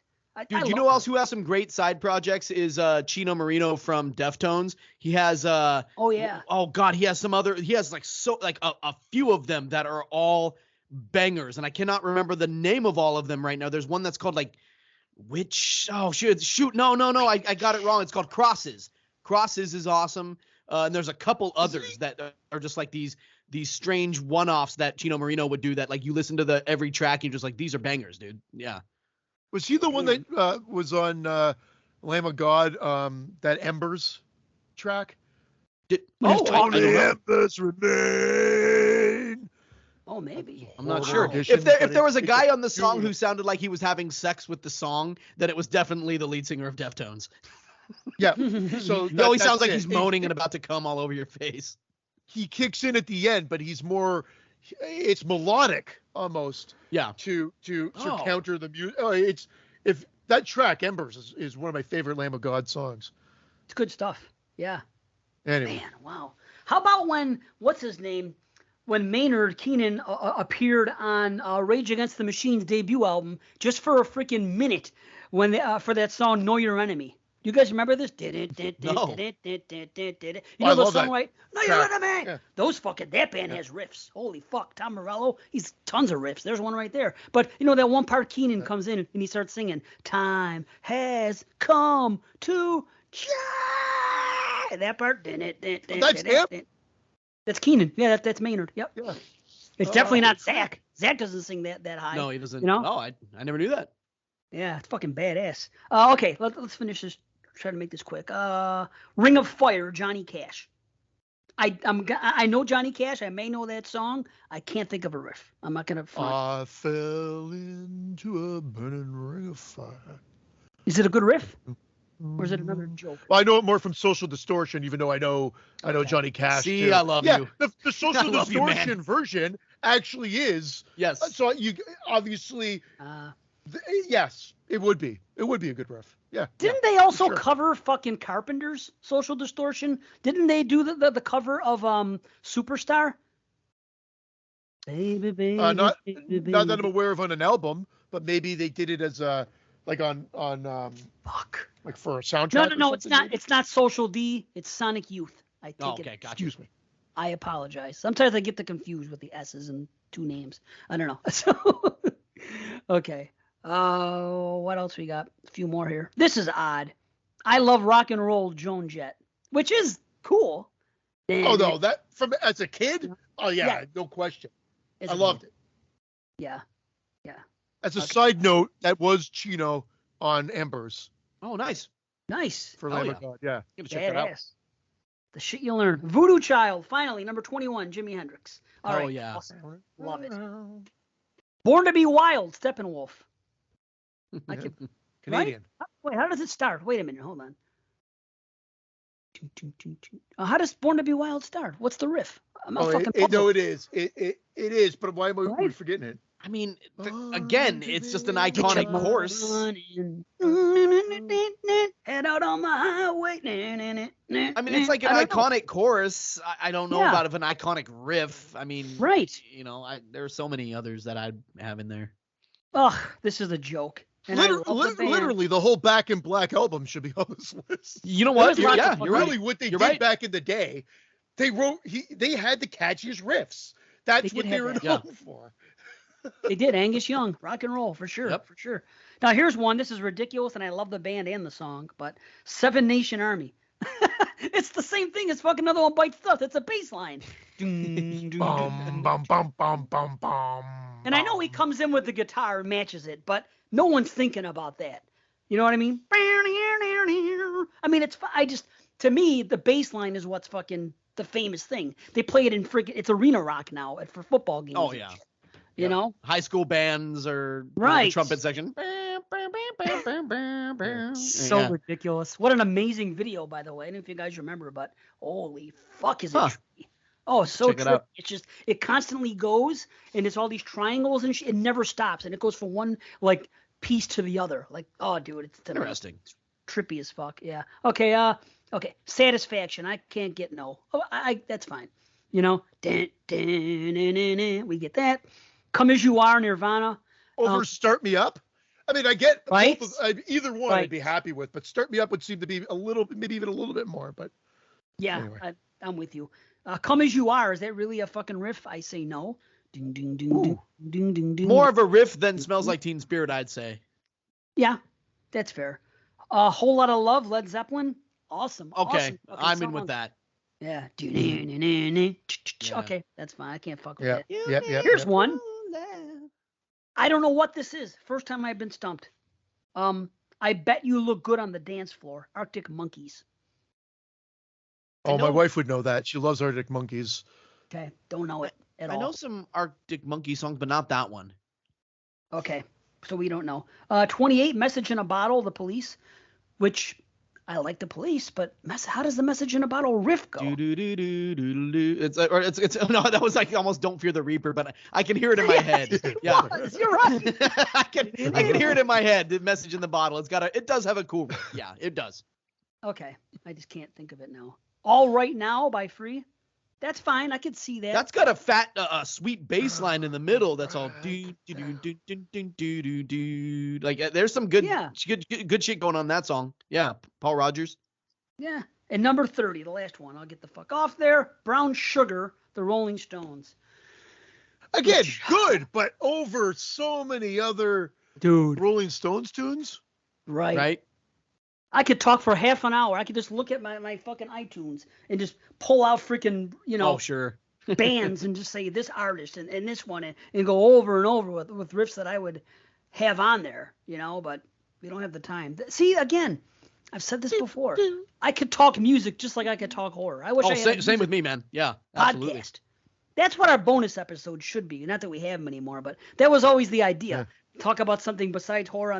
We're going to talk about music for a fucking couple hours and just do that. Or there's a list here. Let's debate it. That would be fun. You know, Dave, when I started Horror Corridor, it was always my intention to pepper in some music to get people sort of into some darker stuff, but not all just metal that's dark, but some other genres that have dark offerings too, because I can Right. talk music for days. And then Dark slowly offerings. as That's our new the podcast. episodes went on, I just kind of realized like people don't like to hear, like maybe at the end of a podcast they'll tolerate a song, but in the middle they won't. It just wasn't True. viable. And even me as a music lover, even when I am faced with a podcast that does that, I'm like, all right, get to the movie, you fucker.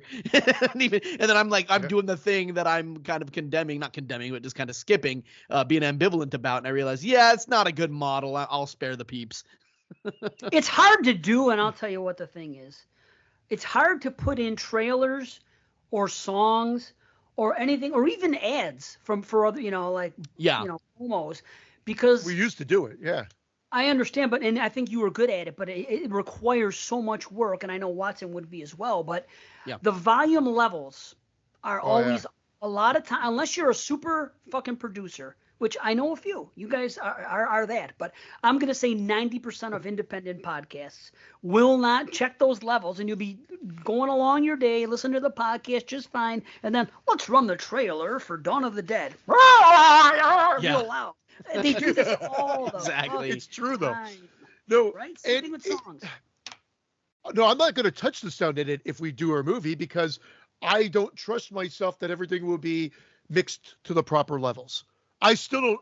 I'm not a sound mixer or engineer, which is weird because I know we do the podcast, but I keep things simple in That's the trick. in the Yeah, podcasting world. Exactly. Yeah, keep it That's simple. what I'm Yeah, trying to do. I'm the same way, man. But what you can do though is like you can find, okay, what's the loudest point of the trailer? All right, that will only hit this, the level of the Yeah. speech, and then you gauge it. But then the trick is, oh shoot, now everything's too quiet, and there are tricks around all that, but it's a pain in the ass. It really is to get a trailer, especially older trailers, to sound good and not blow out the listener's ears or be too quiet where you can't hear it. There are ways, and I've done it.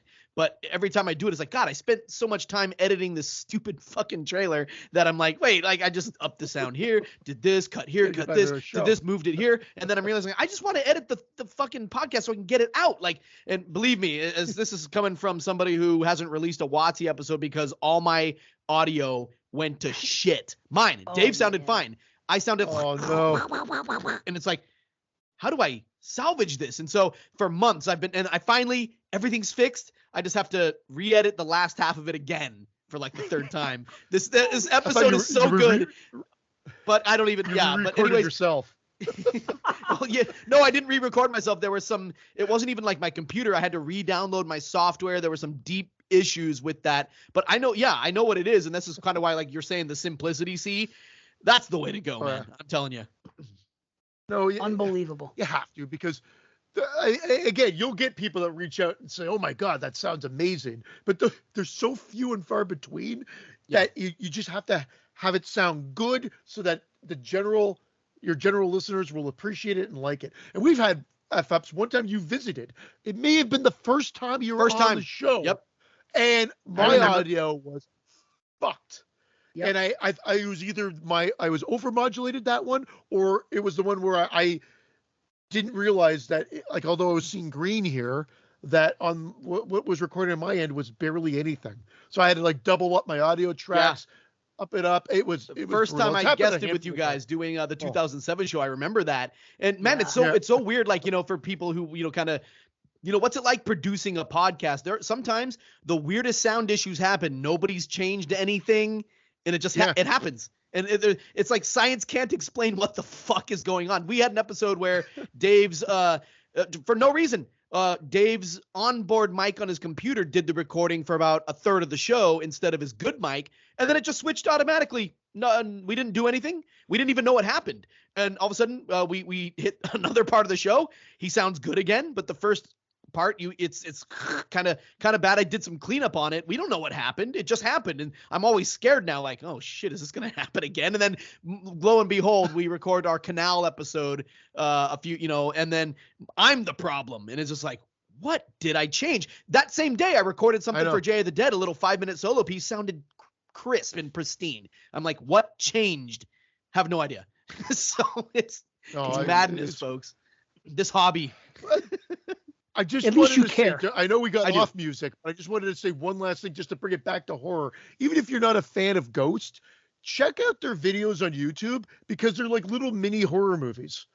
Are they? It's like he's got a love for horror, and I like them. Sometimes this like silent films and stuff like that too. So there's a lot of creativity there as well. So definitely worth checking out the videos, even if you're not really into their music.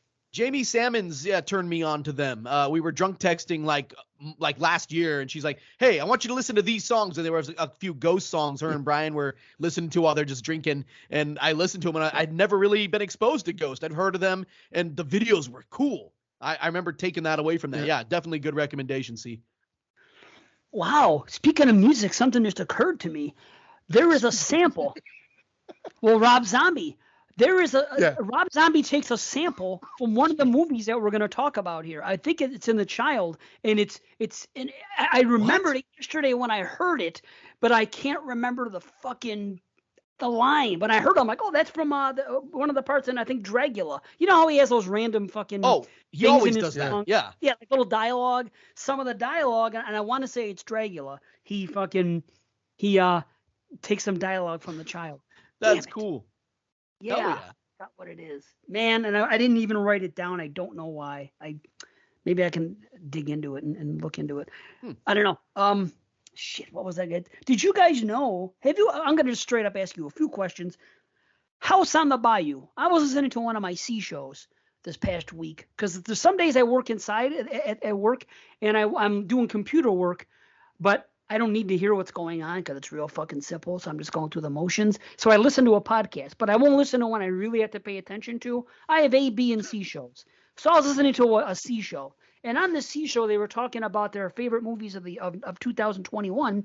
And a couple people had this movie on their list. And I didn't think any of us talked about it. And it's called House on the Bayou. Did anybody see this movie last year? Yeah.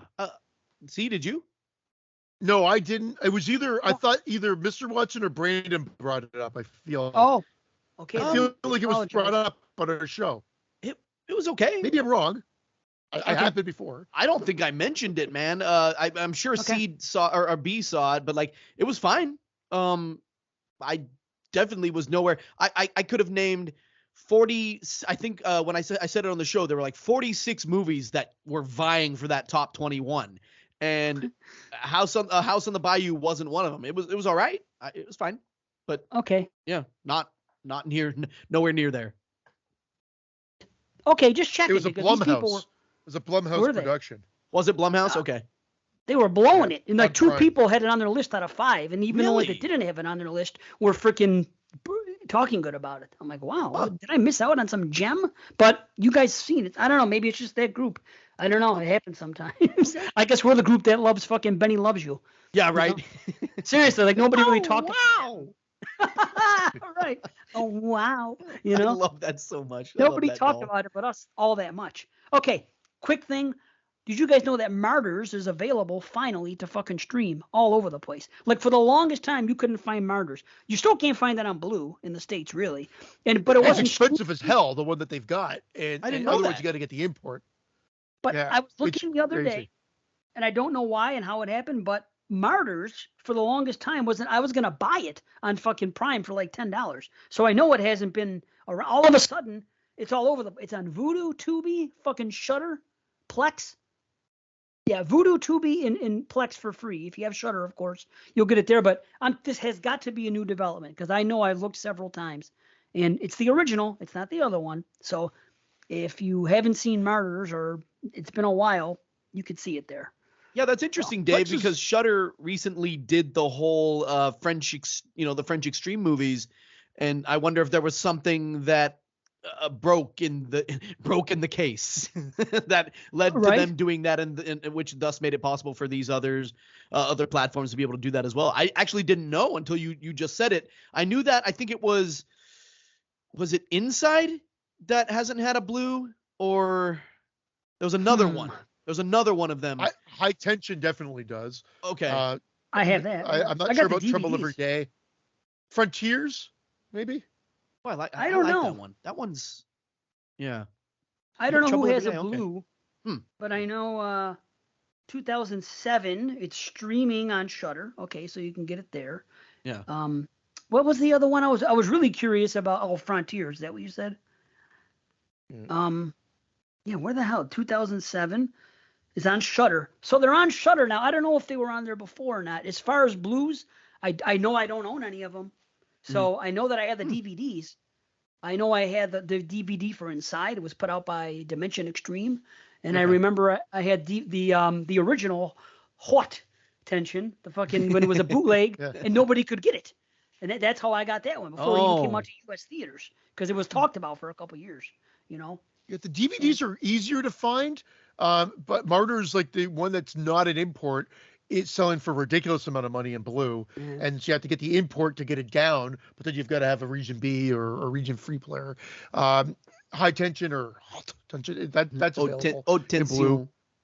And then Inside is another one that I think is available easily in DVD, but if you're getting the Blue, I could be wrong on this one, it's more expensive, and it might be an import as well. You know what it is? It just came to me. Alexandre Bustillo and Julien Marie's movie Livid. That was the one I don't think you can find anywhere until I think it's on. Is it on Shudder? Is it really? I heard Jay of the Dead talking about it. Coming soon or something like that. One of the two. I think it's released along with all the. Now you could find it in some strange ways. Like I actually, for a while, the first way I saw it was on YouTube on one of those channels that shouldn't have it but had it. It's on Shudder. It's on Shudder. Yeah, there it is. Fuck. Yeah, Livid recently, because that was one I was looking for a while, and I was even going to present it to, I think, or what was I going to do? I was going to do something, or maybe just talk about it on Horror Movie Weekly one time, or maybe even for Watsy. I think it might have been actually before the Horror Movie Weekly days, but I was like, nobody's going to be able to see this. And I watched it not nefariously. It was just on YouTube, but shouldn't have been. You know what I mean? So. Right. Yeah. Wow, that's cool. I'm glad they're all. I've been waiting to see fucking Livid for years, man. Years. Now, if you put Inside in on Blu-ray.com, nothing here. $43 Canadian for Inside. I could get it on Amazon. It's $43 Jeez, plus dude. shipping. Wow. That's wild. Yeah. Well, I'll research more. We'll talk about it next show. Cool. We don't have the time now. I do have one question though before we do the movies. I was listening to one of my C shows, and they were talking about Jaws 2. And I've always wondered this. And I even saw this in Mad Magazine when they spoofed it back when I was a kid. And I always questioned it then. And I was like, what does this mean? But did you know there's a line in Jaws 2 where somebody says she has tits like a sparrow? Okay? They're teenagers sitting around, and they're talking about some girl, and they say she has tits like a sparrow. Well, my question is that a good thing or a bad? What does that mean? Tits like a sparrow. I would assume it means flat, like more like what they used in, like no tits is ultimately where I'm going. A sparrow. Why a fucking sparrow? She's white winged. She's a white winger. Yes. See, that's the joke of the show. Damn it. See, when I was a kid, and they said it in that magazine, Mad Magazine, they said, I think it said something about tits like sparrows or something. And I pictured them being really big, and them basically saying that. I pictured like two birds, you know what I mean, coming out of her chest. You know what I mean? Like a sparrow, like perky and big. But I don't know. But now hearing I this, think a sparrow, isn't a sparrow like a small bird, right? Like, but so. yeah, I don't fucking know. A sparrow. One from the other. I don't know. It's a small bird, I guess. There's a million small birds. Why a sparrow? Why not say tits like a small bird? I don't know. Sparrow's got a better ring to it. I'm going to look up a picture of a sparrow. What do you think, Watson? Buddy, I have no idea. I'm more of a leg or vagina guy myself. So yeah, She's got legs like a sparrow. She got a vagina like a sparrow. Clit like a sparrow. Wow. I'm with you. Maybe Though. he's got a big dick. Sorry, that Ghost Wade's joke kills me. Oh man, I'm an A and a V guy myself, so I'm with you, Watson. I'm about the A and the V. Oh, man. Yeah, I don't know. Compare with similar species, and they're showing pictures, size and shape. House sparrows, a different shaped. House sparrows are chunkier, fuller in the chest, with a large rounded head. Hold on a minute, the plot thickens. Fuller in the chest. The plot thickens. I don't know. The plot thickens. Sparrow tits in the Urban Dictionary. Oh. A woman with particularly small and underdeveloped breasts. Okay. All right. Dude, she's got sparrow tits. I've seen bigger peanuts. I don't know what that's from. Peanuts. Poor girl. That just made me sad. Maybe I'm starting to sober up, but that made me sad. When I heard peanuts, I thought about nipples for a second, though. I was like, imagine like peanuts like nipples, or nipples like peanuts. Anyway, I'm sorry. I'm going off on this tit thing. I'm not even a tit guy. You're right. It's just that I've always wondered. I've always wondered what that meant. And the guy brought it up in this podcast I was listening to. That's how old this podcast was. It was done in the summer. So obviously it's a C show and I'm way behind. But that's what they're there for. So like, okay, I'll go back. This was recorded last July. I'm listening now. But it's still my fault. We're cutting that line out of the movie. We're cutting that. He's not politically correct anymore, so it's body shaming, so it's being cut out of the movie. Oh, damn it. Oh, no. Moving forward. Maybe we should say it in our movie and not acknowledge it. One of the kids can say it in the movie we're making. Just like, but nobody acknowledge it. Say, oh, man. Like two guys could be talking about some girl they saw last week, almost like a dead fuck conversation. You know, he goes, she has tits like a sparrow. And then like nobody acknowledge it. Yeah, we'll rewrite that in, Dave. He acts like we haven't written the script yet. It's always edited, you know. Yeah. The things can be changed. Forced it on. It'll be the opening line of the movie. Yeah, dude, she's got tits like a sparrow. Yeah. Slam cut. Yeah, exactly. Fucking Brad. Oh my gosh. I love using the term slam cut. if you ever do have a chance to read the script down the road, Mr. Watson, I don't know why Mr. Watson. What? You'll see how many times I use like slam cut or something like that, or whatever. I love using slam cut. I love it, buddy. Hell yeah. Star wipe, too. Please star wipe. Well, we always call him Watson. That's true. When we're sitting here and we're talking, it's always. But if you listen to Horror Movie Weekly or the other show or the Avengers, they always address him as Mr. Watson. They're very, he gets a lot of respect that he's Mr. Very I mean, prim he is and proper. Mr. Watson. Yeah. It is prim and proper, but which is a good thing. It's just because we've known him longer, so it's just Watson now. Nobody, we don't call anybody by their first and last name anyway. Nobody calls me by my first name at all. I'm Watson to everybody, so it's doesn't exist. I know. It's just Watson. Yeah. Wow. I thought Mr. was your first name. Mr. is my first name. When you're this big, they call you Mr. Yeah. What is that, Mr. Big? Wasn't that a candy? Mr. Big. Yeah. Yeah. That's Mr. Big. Not the band. Yes. Oh, not the. Was the band. I'm the one who wants to be with you. Yeah, Billy Sheehan, right? Isn't that Billy Sheehan? That was like their only hit, right? I think but they covered Wild World by Cat Stevens. Took it up a minor third or something like that, and yeah. It was a side project. There was two other guys. It was a bassist and a guitarist from other bands. It was Billy Sheehan, and who was the other guy? The guy from Great White. Or not Great White. What? White Lion. Who was that guy from White Lion, the guitarist? White Lion. He was a good guitarist. When the children cry.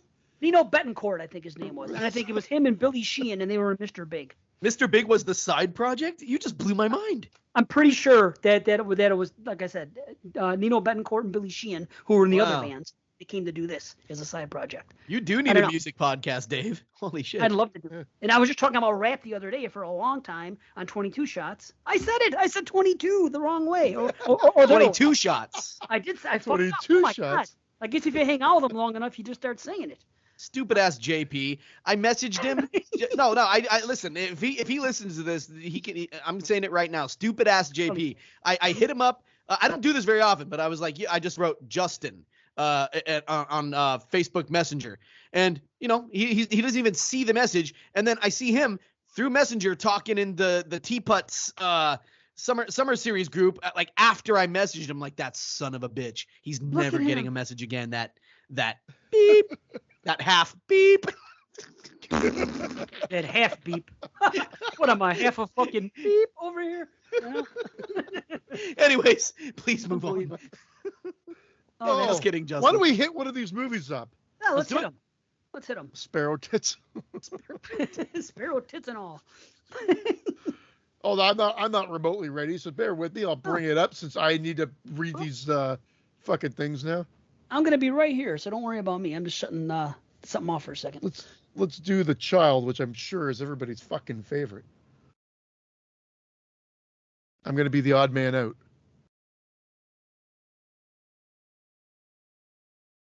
All right, I'm gonna say the synopsis, and then we can jump into it. So, The Child from 1977, voted as one of the movies to choose for this week. A newly hired housekeeper arrives to her employer's house in the countryside. She slowly discovers that the only child in the house, an 11-year-old girl, hides a deadly secret. Pretty simplistic. It sounds like I'm totally by myself here, and I might be off the call. No, everybody's muted. Maybe we should take a break. I'm here. No. Okay. We're good. I was just waiting for you to finish, buddy. I was just, let's see, have his moment. There we go. Yeah, my moment. I want to know Watson thinks first. All right. I liked it, man. As an entry in the evil, it's first time watch for me, by the way, but as an entry in the evil kid horror subgenre, I think it did what it was supposed to do. As the film goes on, we gain an understanding that this little girl is more than a mere product of her environment, her morbid family. Like, for instance, in one scene, she and her rather elderly father are cracking the hell up at dinner over these Boy Scouts who all died of oleander poisoning. So, you could be tempted to think that there's nothing more than, familial issues at work here. But from the very first scene involving a cat, and I thought of you, Dave, we know that there's more at play here than meets the eye. I would say that cat's name should be Not So Lucky. So, um, yeah, Should be munching. yeah, just handing it off to the whatever those hands are behind the tombstone. But yeah, this is a movie. Actually, I would love to see something like this remade. I feel that actually about both the films we're covering this morning. Actually, it seems like the Yes. trend is like remake an established classic. But I think a modern take on this story, some more careful writing, some better acting. This right here is a strong template for a good horror story. What do you think about that? That's kind of my opening thoughts there. I think that if this were remade with sort of with modern sensibilities and filmmaking, like there's some good stuff here, sort of a neo-Gothic thing happening with the filmmaking. But something, if it were brought to today, I think that there could be something here, especially if you kept this plot intact, the nanny coming to visit, meeting the neighbor, going to the house, up the weirdness with this family, up the evilness with this girl and what she's doing, maybe make it more of a mystery, what she's doing. And then there's something here. I don't know. What do you think? Totally agree. Whether it's blasphemous or not, this was a definitely remake for both films in question tonight. Same. This movie, I maybe it's filled with 70s charm, but that charm was fucking annoying to me. From the muddy look, the bad editing, the absolutely mind-numbing music throughout the whole damn thing, the bad acting. Day for night? The only thing were the gore effects that they held on frame too long so that they just look ridiculous. The second time they show every one of them, it just, at least this one had gore, I guess, between the two movies. But I was like, I must be in the minority here. I saw like moods that they gave it like 4 out of 5 on Letterboxd or whatever. And I'm like, wow, this was a first time watch and it will be a last time watch. I have absolutely no interest to revisit this movie. Again, it's very simplistic in a way, but it's just jumbled up and really the pace is all over the place. There's no real structure to the film. I tell you that it's so funny that you mentioned moods because I didn't know that. I didn't see anybody score on Letterboxd. I didn't even know if I recorded that I watched this or not, so maybe that's why I didn't know. As I was watching this movie, I was tempted, and I forgot to do it. I was going to send Moods a message specifically because as I'm watching this movie and I'm seeing what's going on, and this is one of my takeaways, I was convinced, eventually I broke down and looked, that this had to have been an Italian movie. Everything about it. Same, this Dave. To me, okay, Yep. This was Fulci meets fucking Argento in 1977, but directed in fucking, it says country of origin, United States, filmed in California. Yep. How I am shocked because it's presented just like a fucking Italian movie from this era. The way it's shot, the way it's scored, the way it's lit. I'm not saying it's on the level of an Argento or a Fulci, although there are times when to me it is. But I'm watching this movie, and I wanted it because I know Moods loves Italian horror so much, and he would know if anybody because he sees everything. I was going to say, dude, have you seen this movie, The Children? I can't believe it's not an Italian movie. It's from 77. It's just like an Italian horror movie, and I want to know what you think about it because I know I appreciate it. Do you? So how crazy is that? I didn't end up doing it. Because the state that I was in, I was a little sick yesterday. I actually, after about 32 minutes of watching the movie, I laid down. I had a stomach issue. Did you do that on purpose? No, it's just the time it was. 32 minutes. Yeah. Oh, no, you 22 said it just like 22 shots. Oh, shit. 32 minutes. Sorry, I thought you did that on purpose. I did it. They're rubbing off on me. I'm recording with them too much now. Oh my God. Okay, 32. And you said The Children. I don't want to be that dick co-host, but it's The Child just because there is, I think, another Did I horror say film The called Children? The Children. Yeah, you said The Children. You did, but again, it's just in case so we don't have any mix-ups. It's The Child, but yeah, again, not from a Dave, dicky standpoint. Dave, just from a I was clarity. completely picking up on that Italian influence as well, especially how the movie sounded. Even And the dubbing of the Yeah, fucking the dubbing. voices. Yep, I was picking It up was on that. Italian or maybe Spanish or Mexican if you wanted, because they did that kind of Sure, too they did that too, after the yeah. Italians, right? So I'm sorry, C, go ahead. and C didn't like the soundtrack. I think he stepped away briefly to grab something, but C didn't like the soundtrack. But Dave, C, the soundtrack actually really caught me. I would Oh my love God. to own this on vinyl if such a Yes. thing exists. Oh, Like it's nightmarish. wow. It's well, Dude, listen. thank you. Hold on, it's nightmarish all throughout. But the spectrum is a bit funny. It goes from being legitimately classy and scary with that atonal piano at times, then to being wacky and silly with some 8-bit video game sounds that are kind of like, whoa, that's what a weird mix. But I don't know. I had this picture in my mind of like the Electric Light Orchestra fucking around during the soundtrack or sound check at times. But overall, like I don't know, it did maintain like a gothic dream-like aesthetic, even when it was True. always there though. True. I'll give you that. Yeah, And that's I'm the with thing. you. It was always there. And I'm sorry for cutting you off. I just want to agree. Nope, that's Let me it. clarify a little bit. When it started, I was like, there's that piano that Dave wants in our movie, in a sense, like not exactly that, but there's something about Right. a piano that adds a creepiness to it. Oh, So dude. all good. Yeah. But then it got discordant and it just became overwhelming and it was too much. And then the editing was weird. And then what again, did I miss something? Why is this all happening right now? Because I thought this was happening over a period of time. And again, it seems like within the like 3 nights, it was a nightmarish thing. Because at the end, she just sort of is walking by her car that is broken down at the side of the road. And I was like, did I miss something that like really nothing of this? Was it one of these nothing happened and she just got out of the car after her accident and the movie just ends?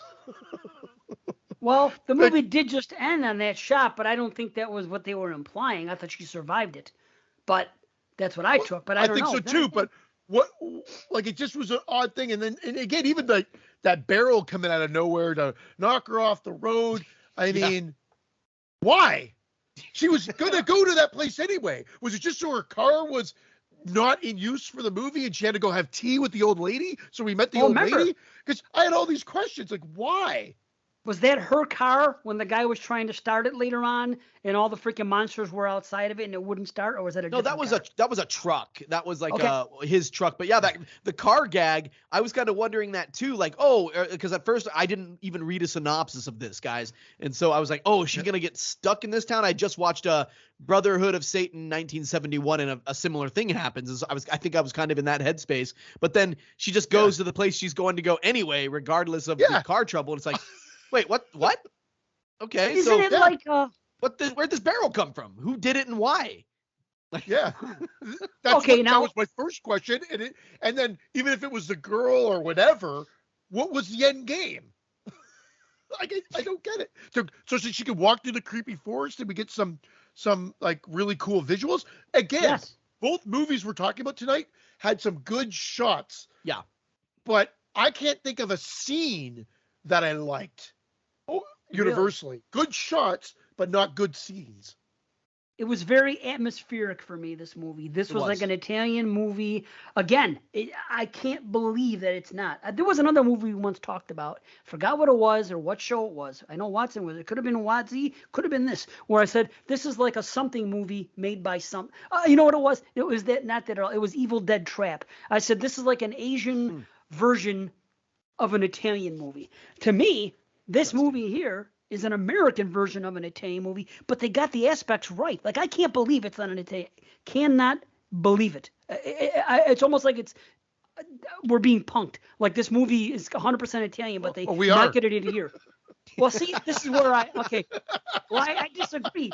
But, okay, it was Italian dreamlike, which doesn't make sense, but that's the way Italian films are, and people don't question it a lot. We've talked about this before. It had that atmosphere, that dreamlike atmosphere throughout, which I appreciated as an Italian.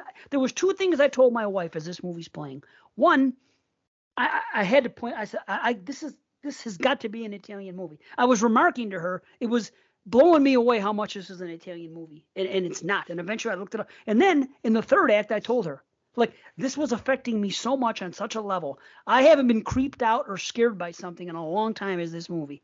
It got sucked me in with the music and the visuals and some other shit that I'll talk about. But as I'm watching it, I even said to her in the third act, I go, does this not creep you out right now? That's how much it affected me. I was like, she's reading a book or fucking in her phone or something. And I said, does this not creep you out right now? Like, the music and what's going on here? I go, this isn't affecting you at all? Because it was 100% affecting me on a level where Man. it was off-putting. Where I was like, Wow. this is fucking creepy. good. Dude, that's cool. Fuck out. It really was more than once. But like, I'll cite this here. There's now. Let me throw this in. I was not sober. I had an edible. Okay, I had an edible about the The same third. one when you stuff you an apple. It's been Similar. ever since then. not nearly as much. But the third act of Shockwaves, after the first two acts of Shockwaves, I was looking at the clock a lot during it. It kind of moved slow. So I decided I'm going to have a little bit of this cookie I got over here, and it's going to help me with this, and then the next movie, which I don't know what it's about. So I had the Maybe I cookie. should have a It really cookie. didn't fucking hit me till like an hour and a half later, because that does happen sometimes. So now I'm watching The Child. I'm 30 minutes in. I had to stop. My stomach was really bothering me. I laid down for like freaking 90 minutes. And then I came back and I finished. I'm still on a buzz. But I'm watching the movie. And I had to cite a few things that happened. There was, I'm telling you, at the beginning, the sad cat thing wasn't as sad as it could have been. At first, I thought she was going to twist the cat's head. I was like, what am I watching here? What are they going to do? The way she was holding it, I'm like, please don't fucking hurt this cat. But then I didn't care about giving it to the monster. That didn't really affect me. I was like, okay, that's fine, you know.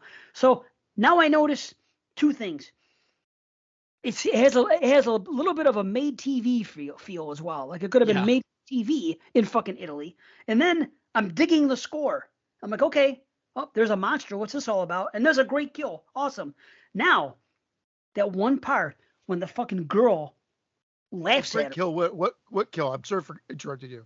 You said there's a great kill. What are you? Probably the specify- first kill that we see, because it's early in my notes. The guy's eye or something happened. There was a good murder. There's a My few, notes- yeah. Huh? The first There's one. a lot of eye trauma, which also does back up your Italian horror Yeah, that too.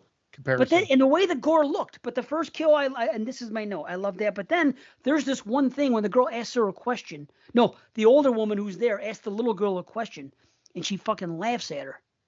She goes, what was the question she asked her? She goes, but what happened to my mother? Or where did she go? Or so, and then she kept laughing and going, It was such a creepy fucking laugh, the way she kept doing it. And it was the way it sounded. It was like over and over this laugh, and it fucking creeped me the fuck out. I'm like, wow, dude. That was that's creepy. when she was confronting her about like why you're always going to the cemetery, and then you know Yes. she's not your mother's not there, and then she says something like well where is She's she? gone. Or she's gone, and then and then she starts cracking up again. Yeah, it's pretty- Dude. Right? It was off-putting, and then she laughed. I'm like, this is fucking creepy. Then after, what happens next? She goes up in this room, and what do I see? See, you might know this. Something in the room creeped me the fuck out. And not the child's room, but was it the rock? Was there a rocking horse or was it the? yes. First there was a rocking horse, and I'm already creeped out, and I see this rocking horse. That I'm like, Jack in oh. Box. Fucking But thing. dude, that was the creepiest Jack in the Box I've ever. The noise that it fucking made, it startled me for a second. I was like, Agreed. Oh my god, dude. So the girl laughing, the rocking horse, the way the music was, and all this shit, and then that fucking Jack in the Box. I'm like, okay, I'm in. Then Halloween comes, and they have that other scene with that fucking. The jack-o'-lantern, right? Jack-o'-lantern, dude, and the music playing and the way it was shot, I was so genuinely creeped out. And That was then good. That was good. That was Dude. good. Yeah. Then I go Lorenzo back Keaton- on my no good scenes. That was a good scene. Dude, that was real good. And then this is my note. Now that's a dream. That's how you put a fucking dream sequence in a horror movie. That's a fever dream. That creeped me the fuck out. She woke up from a dream, and I didn't even think it was going to be a dream. I said, now that's how you fucking do it. Usually when I watch a movie and I see a dream sequence, I bitch about it, and I know it's going to be a dream sequence. In Same. this movie, because of the way it's presented and things that are going on, it was creepy as fuck. It didn't matter what it was. But when it ended, I was like, and she woke up in bed, I'm like, holy fuck, now that's a dream. That's how you do it. Anyway, that's half of my notes.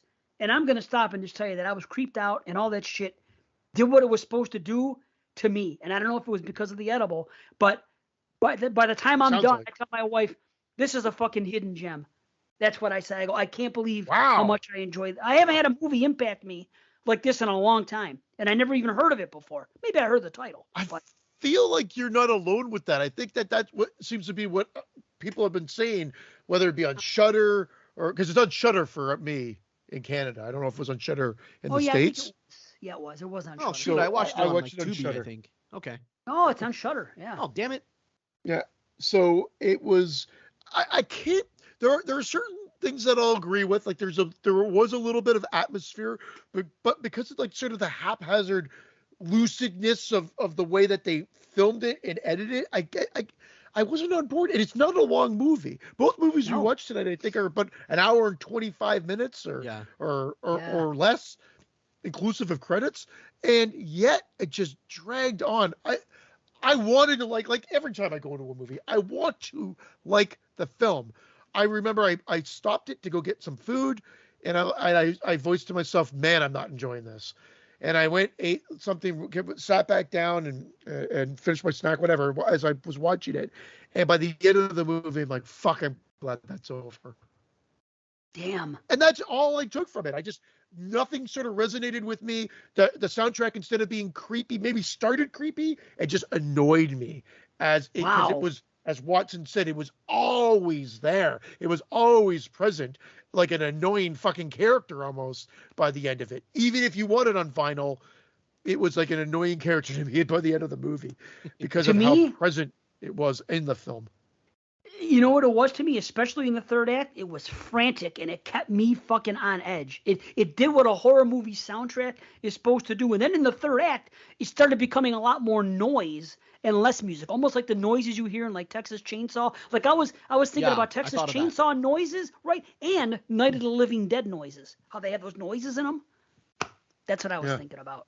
And Watson, I've been going off so much. No, you seem to be in the middle. You seem to be in the middle. I am, Dave, because everything you've both said kind of resonates with me, and I'm not trying to. I'm being perfectly honest here. There were times when I didn't understand the nature of our antagonists. Like, I'm fine with this girl being the leader, if you will, or whatever she is of a horde of the undead.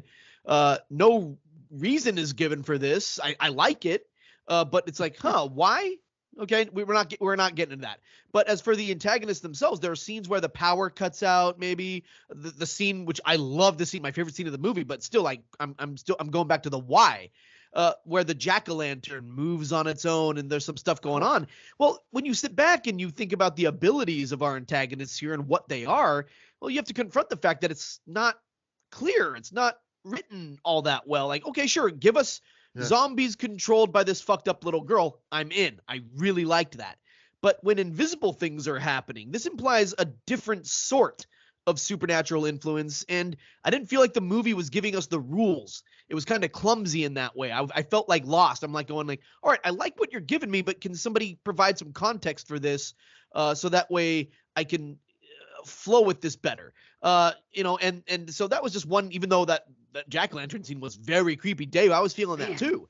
But then later I'm going like, wait, what was going on there? It didn't seem consistent with the rest of the movie.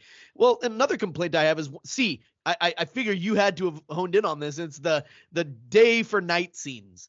There's one that isn't. Oh my lord!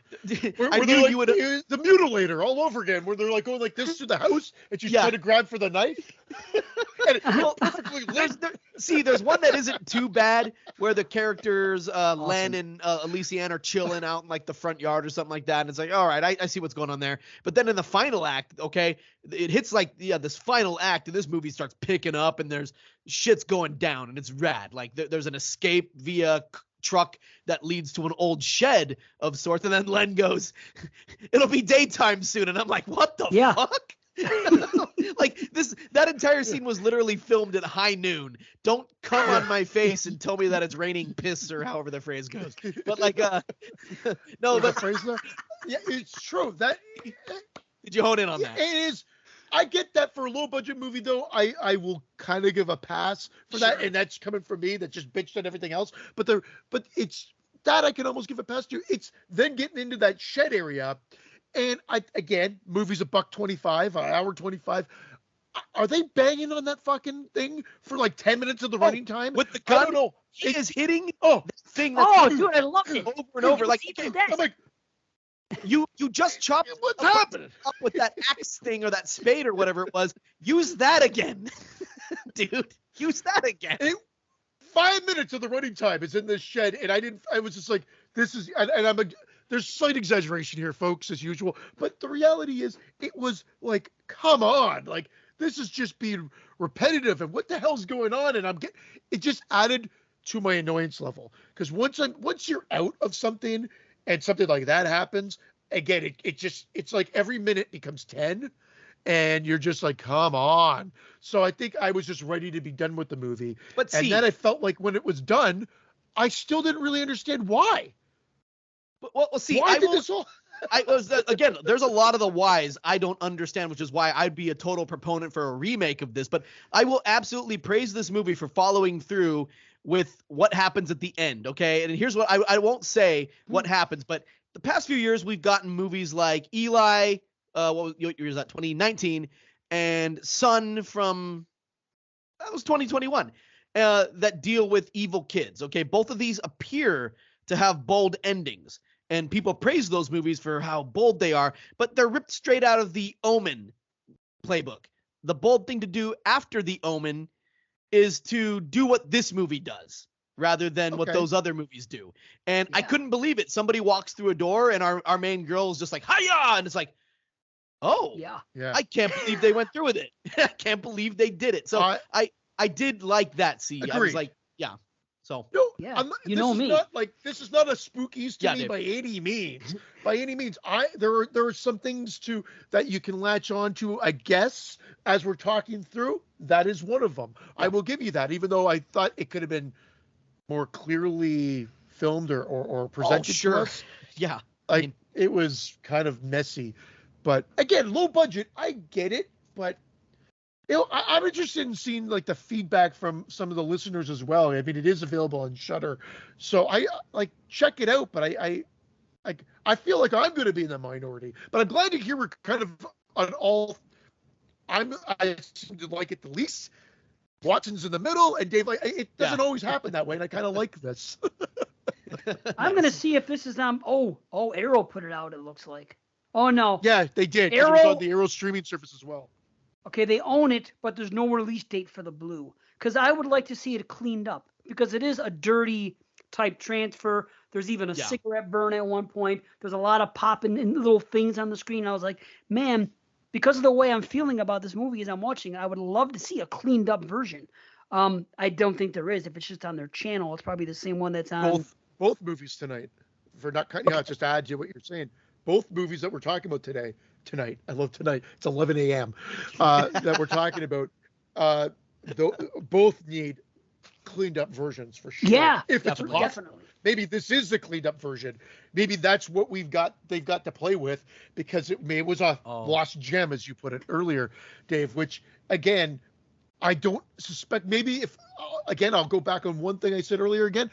I said I'll never watch it again. And maybe if it was cleaned up and they presented it better, maybe I'll give it another try just to see if that helps with my overall enjoyment. But like we were saying, man, a remake of this would be really cool that fleshes out the whys. Like, okay, yes, what links this girl with these dead things? Like what's going on there? Like more explanation. Doesn't have to be too grand, and but give us a little something more than we got. Something. And keep something. Keep that creepiness and that Italian feel. And if you brought that to today and you could keep that with a better written script and maybe some better performances, there's something here. Like, rather than remaking the classics all the time, this would be one, because Dave, you're right. This is a bit of a gem, and I would love to see this come to today and have have this story get some really solid modern treatment. I think that would be rad. I really do. See, the thing for me is, I think the stuff that I liked about this movie can't be done in modern film. They're not going to do that score. Gotcha. It's not going to be as creepy. It's not going to be as off-putting. Oh, no one does that anymore, Dave. Yeah, no one does that anymore. Yeah. I understand what you guys are saying to critique it, because I can watch movies plenty of times and say why and this and that and what's going on and be frustrated by it. I guess the experience I had, maybe because of my mental state, but whatever it is, I was just along for the ride. And I've said this several times.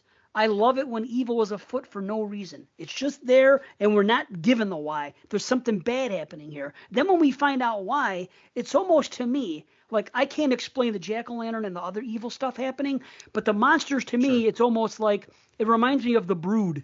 You know how on Cronenberg's The Brood, how they do her bidding mentally. That's kind of the thing. Now they don't explain that, but that's just what I was thinking about. But the cool thing about this movie is these monsters look like fucking something straight out of the Fulci freaking Gates of Hell trilogy type. Yeah, things. it reminded me That's of like what they look Buried like. Alive or wait, Burial Grounds.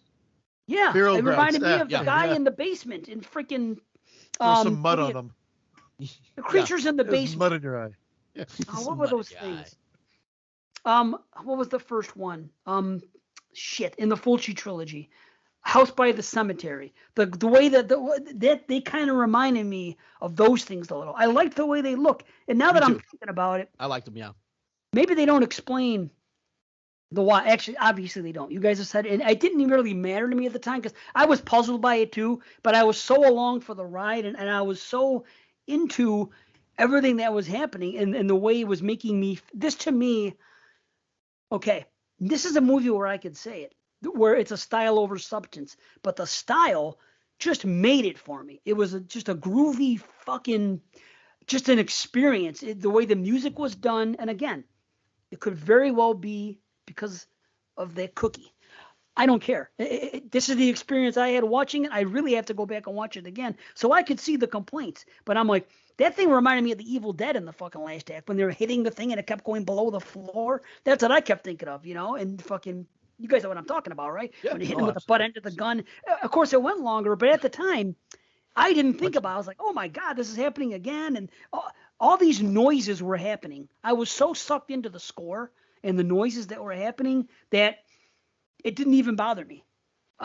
One thing that was, and then we get that great climax kill, the freaking, that kill then with the axe and this and that, and then the other thing, the cherry on top that freaking Watson was talking about, just solidified. I'm like, and then you're gonna do that, awesome. It's gory. It's just what I want to see. And like that was like the Fulci end. It was like Fulci Argento to me. That's just the way it felt.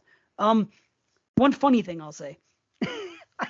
I was cracking up because there was this part, what I mentioned it before about the car being dead, and you said, well, it was the truck. Okay.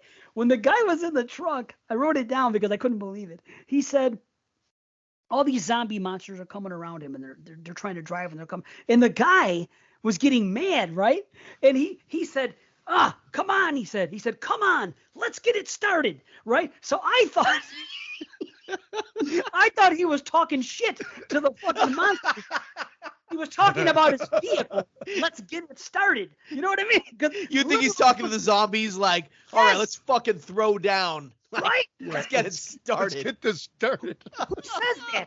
Let's get it started. He goes, come on. I was like, well, you're really threatening these guys? I'm like, what are you doing? But then I had to roll. I'm like, oh, he's talking about the car not being able to. Well, in the remake, that needs to be your way.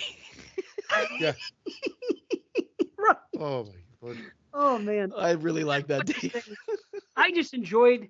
I haven't had a movie hit me this way in a while, with, like I said, with the soundtrack being off-putting and scary and downright creepy things. That girl laughing, the other part with that dream and the jack-o'-lantern and all that shit.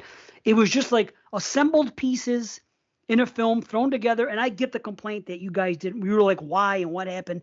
I guess I was so sucked into the freaking ambiance of it all. Sometimes that happens. And that's what happened here. And I'm very curious what's going to happen if I watch it again. I might give it some time. And again, I will probably watch it once again with a buzz on, because I think that's the way to do it here. But yeah, maybe. It really hit me. I was not expecting this at all. At first, I was bummed out because I wanted to see the uncanny. And then this came in. I was like, okay, well, I hope this is good. And I was like, well, thank you, B. You freaking introduced me to a hidden gem for me. So I can't say anything. I understand your guys' complaints. I really do. But the ride that it took me on, it just, I wasn't expecting it, and it blew me away. So. Hell yeah. So, yeah. So you know what? I'll tell you. It's 8.5. Oh, nice, dude. Yeah. Go ahead, Watsy. Yeah, well, listen, I'll tell you, I'm not low on this. I like this movie. It was fun. It had the folks, it has a 1970s neo-Gothic thing going on. There are all these scenes in a foggy cemetery and these cool old antiquated houses that, the two of them that we get. The lead was gorgeous and strong and really cool up until the final actually becomes a hysterical mess for the better part of it. But then she comes through in the end and gives us a good conclusion, shall we say, to the story. There is some bad acting here and there. But I'll tell you this, if I were running an all-night horror movie marathon at like a theater, okay, this would be a movie I would potentially show. Like, all right, it's year 3 in the Watson Scary Movie event, and on tonight's roster, we have The Child 1977 thrown in the mix somewhere. It almost requires that packed house atmosphere where the drinks and the popcorn are flowing. I'm totally down with Dave, seeing it how he did, I'm coming in with a 7 out of 10. And recommending folks check this one out. I watched it on Tubi, but apparently if it's on Shudder, check it out there. Or if you got your computers and have ad blockers on, Tubi won't play the commercials. So that's what I did. But yeah, I was digging it. This was a good recommend. I think people should check it out. Now, like I said, a remake would be where I'd want to go with this if they could maintain that dreamy, strange Italian-esque feel. But chances are they wouldn't. Dave said it. They probably wouldn't be able to do that today, and I think you're probably right about that. So yeah, 7 out of 10. I quite liked it. Cool. Wow. I'm at a 5, and I'll give it a passing grade just because it did have gore, and I did like her at the beginning, and of the atmosphere of that. The cemetery did look cool. Kind of. That's about it. I can't. Yeah, that's cool, man. High on the that's cool. Hey, now we go to the next one, and I thought I was gonna feel a little bit like a heel because, but even what C alluded to, but when we first got on here, maybe I won't anymore. But the shockwaves thing, because you've talked about this. Let's go into it because we were pressed for time. Oh yeah. Sorry, I'm again our second film from 1977 is Shockwaves. And visitors to a remote island discover that a reclusive Nazi combatant has been breeding a group of zombie soldiers. And this is directed by Ken Weidenhorn. I think I'm saying his name right. Who I think is more famously known for directing. Well, maybe it is this movie, but I'd also say it's Return of the Living Dead Part 2. Oh wow, interesting. Funny enough. So let me ask you. So you wonder if you should ever do a zombie movie ever again. I know, right? Big time. I think I have the same rating for both of them. But anyway, C, I'm gonna venture a guess here. I remember you talking. I could be wrong. I'm going back to the first 10 episodes of this show. I recall you saying that you brought this movie into school to show to kids at school. Am I wrong? No. Was this not the movie? Combat Shock with the one, the American Nightmare, the one where it's the Vietnam vet that's back and and he gives himself a fix in his not him but his buddy sticks a coat hanger in. I haven't seen himself it still. A fix and it is disturbing. I just rewatched it last year actually for the first time in a long time, and that was the movie. And I showed the whole end sequence and the film. Like, I think the class was silent, and they were probably thinking I was absolutely mental. I don't even know how I was allowed to show it in class. I did the same thing with Evil Dead. And that's what this conversation, that was the same conversation we had in that episode was you mentioned that, and I mentioned Combat Shock. But no, this one, I thought I had seen this one. I swear I'd seen this one. And maybe I saw Zombie Lake or whatever. But it's the same thing, isn't it? Is it the same movie? I think it's also known as Zombie Lake. It's cut a different way. I could be wrong, but go ahead. I'll figure it out. I'll look. Okay, well, I remember the cover. So I remember the cover of this. And that was what it was like one of those cool fucking covers that when you're a kid, you're like, oh, this looks great. But ultimately, this, like we said earlier in the first one, I'll give you, again, Watson should have gone first, but since I'm talking about it, this is ripe for a remake. Call me blasphemous, I don't care. It's so aged, it's muddy looking. Like some scenes, other than the daylight scenes, look like they're filmed through a sock. or stocking or something like that. I'm just like, what the hell are we looking at here? I will say that at least the acting is actually quite good. The pacing seems to be a little bit better than the other movie we watched, but this is totally goreless. And I'm not saying it's not effective because it's goreless, but it could have definitely used some effects to help elevate it, because it just comes across very bland. And by the end, I'm like, again, I was kind of like, so what? Huh. Okay, I was wrong. The title that it went by, it was called Almost Human. So that wasn't it. That was not it. And I looked into this thing with the child, and it was a different album. Pardon me. It was a different song on one of Rob Zombie's albums. But the dialogue that was on there, it says, the lines of dialogue, I want to know who you were meeting in the cemetery. I don't have to tell you anything. That was the sample. That exchange of lines was used in a Rob Zombie song on Hellbilly Deluxe, or one of them. So that's what it was. But anyway, I got confused. Combat shock waves. That's what I was thinking. So I was thinking this. Maybe C hasn't seen this in a long time, and he holds it in high regard. Because sometimes you do. You haven't seen a movie since fucking childhood almost. You're like, okay. And I'm thinking, I wonder what he really loves about this movie. Because for me, it was very slow the first two acts. But I'd rather hear what Watson has to say, because I have no idea what he's going to come in with this. Yeah, I think with the exception of C praising the pacing, I agree with everything he said to a T. Like as opening thoughts go, I'm just kind of all over the place with this movie. The ocean and the island settings, super strong. All of the performances are really good. Peter Cushing proves once again that he's the man, even if he's not in the movie all that much. More Cushing for the pushing, I always say. What bums me out here is that we're talking about it. I say it. I've said it actually on a couple different podcasts. I really have. It's true. Yes. No. What bums me out here is that, we're talking about a Nazi movie, and B, of all people, isn't here to field my questions about some of the texts that he sent me that make me question his loyalty to that whole Jewish thing he does. I'll say this, though. Even if Brandon is a Holocaust denier, I agree with him and his text that he sent me the other day that reads, I've got it on my phone right here. It says, Adolf Hitler? That guy kind of seems like a jerk. I will concede to you, Watson, 600 or 6 million. It's terrible either way. Yes, he wrote that to me. Wow.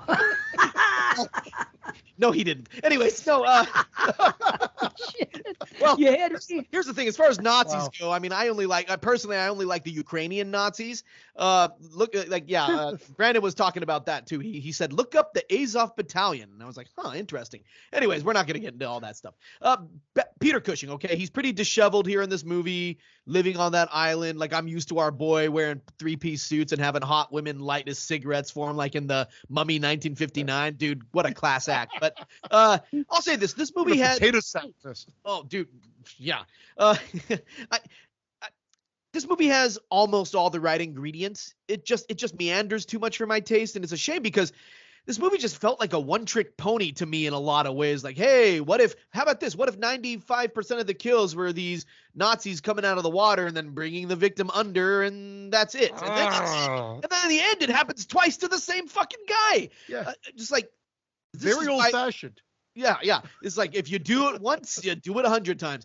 This is why I'd like to see a remake of this. Give us a Nazi movie that's worthy of, like, say, the Dead Snow movies. And this just wasn't it for me. It didn't. I had appreciation for the way it was filmed and these good performances in the setting, but other than that, everything C said, I'm kind of resonating with you, man. Like, the concept is good, just the execution just wasn't for me. Dave, what? How about you, buddy? People seem to love it, so I'm a little confused. Honestly, I anticipate it being a little goofier. Like, even when Brian said it last week when we were talking to Kim, he goes, whatever the hell he said, underwater Nazi zombies. To me, I'm thinking it's going to be completely fucking ridiculous. Hopefully I can have some fun with it. It won't be too goofy. Well, it really wasn't goofy whatsoever. No. It was straight, They play it so straight. They do. Too straight. It could have benefited if it wasn't played straight. But it was just, for me, it was a little funny that one guy kept me going. He kept me intrigued for the first two acts, which moved to me a little too slow.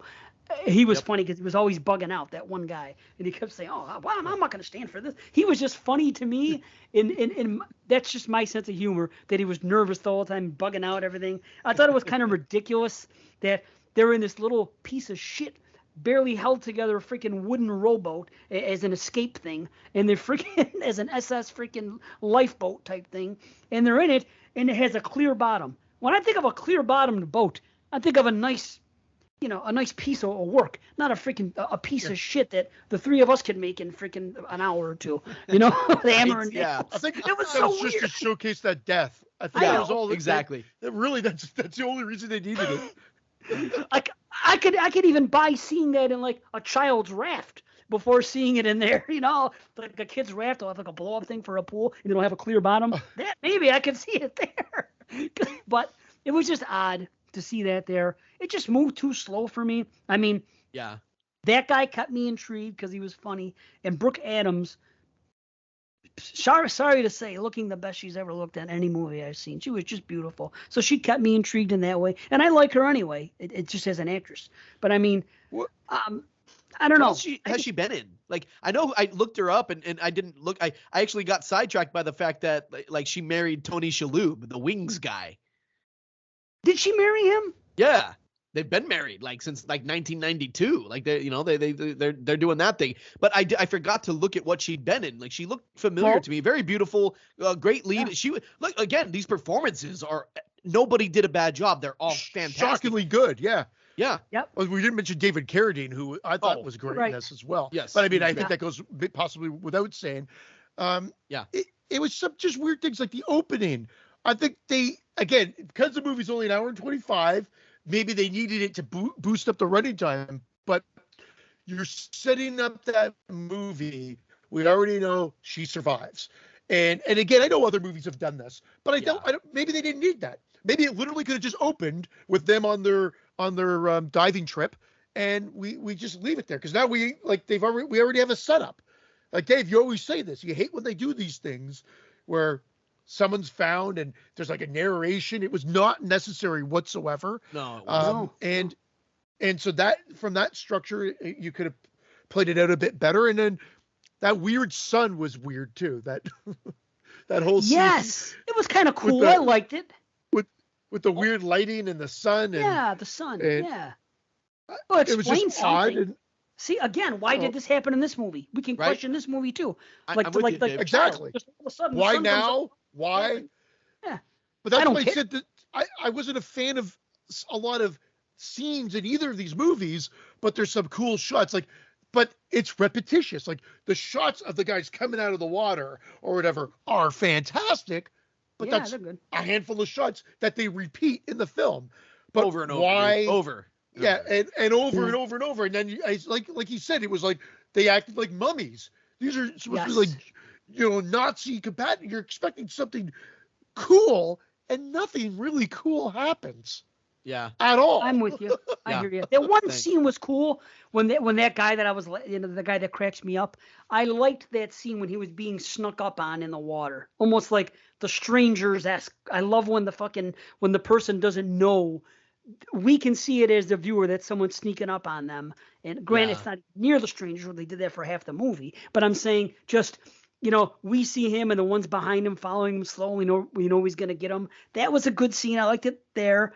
There was a couple things I thought it was ridiculous why the one guy fell in the water twice and just couldn't swim all of a sudden. He was only in 4 foot of He water. tripped over something. The deckhand that trips over something, Yeah, screams in and right. lands on that spike. He lands on a spiky fish or spiky coral or whatever, and that's Something, why yeah. he comes up and goes Because I watched he it again. I'm dies? like, what the fuck just happened? Well, I Yeah. don't know. I guess Sure. that was weak. That was very It was. weak. Just like they all of a sudden they go into the fridge and they're in the fridge for 5 minutes and the guy bugs out. I gotta get out of here. Yeah. But he was I bugging know out. it sounds like I'm coming down on the acting. I still think the acting they just went with it. They played it, and I had no problem with the acting. Just some of the choices, like I said, some gore would have been nice. Like, we're now in the 70s. They at least gave us Gore and the Child. It would have been kind of nice just to have a little bit of the Ren stuff mixed in to elevate the movie just a little bit more. and maybe take the mummy-esque old-fashionedness of the zombie Nazis coming back out of it, and made them a little bit more kick-ass for that, because I don't know. And then why would their goggles get ripped off? Does it seem that to was be cool though? But I liked the death. the fucking end I of did them? like it though. You didn't like that? Yeah. See, I thought it was well executed when the things came off and the way it slowly dies and it falls down and the music that was playing. It was kind of creepy. I liked that. They should have done. Well, they should have elevated it then. Like they pulled it off and maybe the eyes dissolve or something. Ooh. I don't know. They pulled it off. He's like but then he comes back. Then one of the guys come back glassesless. It just there seems to be no consistency there either. And they have all their little reef cocoons. There's coolness here, but there just needed to be some more. Again, I don't. Is this other than the name? Is this well loved? I mean, because I guess Shockwave is just a cool name to name a podcast, but I don't know if they had a huge love for the movie. I think it was just, hey, that's a cool name for a podcast. Yeah, it's canceled now, so I don't know. Shocker waves this week. Shocker waves. But I don't know. It just moved too slow for me. But I did like the score when the shit hits the fan. Anytime stuff starts happening, I like the score then. But it moved, and it's a short movie. And I'm still complaining about the pacing in the first two acts. But I don't know. I was okay. I was better with this pacing than the other movie, actually. But I can understand. The third act, yeah. The third act saved it a little bit for me. It brought it up. I like the ending with the one guy's kind of funny. He was like a combination of fucking Sonny Corleone and fucking James Caan and Godfather 1 and fucking Richard Simmons. If they had a kid, that's who it would be. That's what that one guy kept reminding me. I see what you're saying. Yeah. Yeah, totally. It was Richard Simmons meets Sonny Corleone. Yeah. And maybe a little sprinkle of Henry, serial killer, in there, But he was cool. The girl was cool. Like I said, Brooke Adams, we covered her in The Dead Zone. We haven't talked about what do you call it? What's her biggest movie? Is probably the remake, Body Snatchers. She was in Body Snatchers, The Unborn, the first one. So she's been around. But this, anyway, I liked her the best in this. I find it fascinating that this is 1977 and Peter Cushing is in it. And he's also the same year Star Wars comes out, 1977. Peter Cushing. Yes. These are the two movies he did like back to back, probably. This and Star Wars. How about that? You got paid $25,000, I heard, for this, and Carradine $5,000. And I think both of them were on set for a very short period of time. Oh yeah. Wow, yeah, definitely Carradine wasn't that long. He was good though. See, in the beginning, when you see the crotchety old man and all that stuff, and he kept complaining and everything else, I enjoyed that. There was a little bit of humor to that. But overall, it's like we all seem to agree. It wasn't enough. It took too long, and this would be a remake. Like I think someone said that, right? Yep. Yeah, we both. This is another one. Yeah, but people seem to love it. I don't know. Do they? I'll just spit out my final thoughts right now. Like I just, if a version of this, like you just said, Dave, came out that tightened up the action and gave the viewer a more sinister island setting with a more fleshed out set of antagonists, this could be a hit in the making. Like, I love how this movie sounds on paper. Imagine a group of innocent folks stranded on an island in the middle of nowhere where they encounter, this ex-Nazi commander who runs this scary mansion in the jungle. Add to that a group of Nazi zombies who, in this version of the script, have a purpose. And you've got a damn good horror movie on your hands. I'd watch the hell out of that. Throw in a hurricane or something like that. Thunder, lightning, darkness. Give this baby some real atmosphere. There's potential here in a remake, but just this movie right here just didn't do it for me.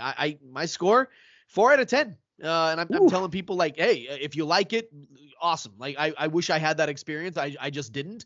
I wouldn't say outright avoid, but this would be one of those, like, I wouldn't rush into this one. So that's where I am with it, boys. Wow, there you go. Well, I'll say this: I like the ghost ship thing when it happens, and I like the ending. There's a powerful death that actually I was like, oh wow, I wasn't expect that. It was affected me a little bit, so that was good. And the very last shot and the way it's kind of scary. So there are some good things. I wish it was shorter, but how short can it be? But the pace is just too slow on the first 2 acts for me. I'm not coming down on it too hard, but it's a 6.5 for me. and he likes it the most out of all of us. I'm a 6 out of 10. Again, I liked it better than the child, shockingly, because everybody seems to have liked the child much more than I did. But yeah, I can't disagree with. Well, I think we all supported with what each other said. Excuse me. And so, a remake is a necessity in a sense. It screams remake. Yeah, I agree. Yeah, definitely. But okay, I know we got to get out of here. Watson. Yes, sir. Now you could tell us everything that you're doing. Okay. Because you're doing a lot. Yeah. I'm on 3 shows that you fine folks should consider listening to. Show number 1, check out my buddy Dave Z and me over on the Watsy Party Horror Show. I swear that this next episode is so close to being ready.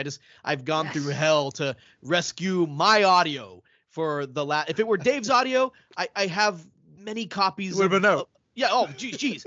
But it was I'm the problem. And then, yeah, exactly. And so anyways, I can't wait for you to hear this episode. We've got some awesome stuff in store for you. Yeah. Join the party and celebrate horror with Dave Z and me on the Watsy Party Horror Show. That's show number 1. Show number 2 is Horror Movie Weekly, which I do alongside Jay of the Dead and Projectile Varmint.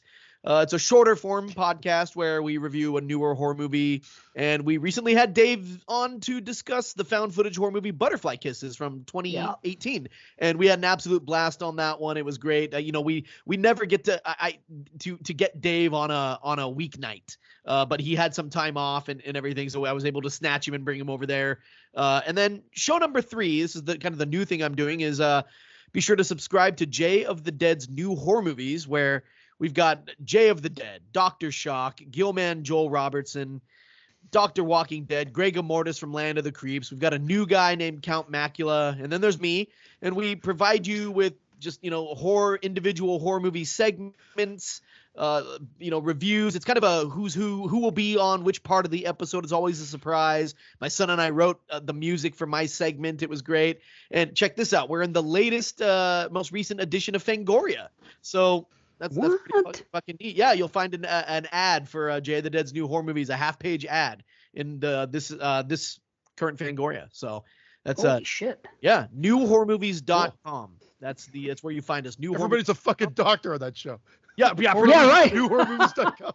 Yeah, it is. Everybody there. It's a who's who of podcasting and film lovers, and you get to hear Dr. Shock get trashed. Yeah, I'm not the problem on this show. I'm the problem most everywhere, but this one it's usually Doc Shock who's playing it a little fast and loose and hilarious. But we have a lot of fun over there, and it's just a show that I think people need to check out, because that's the new one. It's the one we're pushing and stuff like that. But guys, every time I come on this show, Exploding Heads Horror Movie Podcast, it's like I'm stoked. You guys are my best buddies in the scene, and I love talking movies with you, even if we didn't like one of them. I love just the talking about the craft and the art. It means a lot to me to do this. Like this is just rad. So thanks, guys. Thank you. Cool. Always willing to help us out when we need it. Thank you. So we'll see what happens next show. Are we choosing the year, Dave, before we go? We can do it real quick. Let's choose it quick. Sorry. I know you're hurrying, so okay. Let me press the button. Yeah, no. Randomize. What is going on here? Oh, okay. Sorry, see his face after he heard himself say what he just said. He just made this face like, I don't know what I'm doing. Where's my random? Okay, here it is. Stop talking. 65 and 14. Let's see what comes up. Boom, bada, boom. What's it say? 1965. Hey, the year my mom was born. Wow. The first year that's eligible. See that right there. Wow. It's cool. I didn't think one was gonna rear its head in there, but 1965 it is. Holy shit. There you go. Wow. Cool. So I don't know. We'll have to have a look and make some choices. We'll post it. We'll post it tonight. So really quick, Sounds we'll post good. it. We'll see. But yeah, Watson, thank you again. Always a pleasure, as you know. Yeah. Thank you, sir. Mr. C, always great. See you soon. It's Dr. C now. I want to be Dr. C. Dr. C.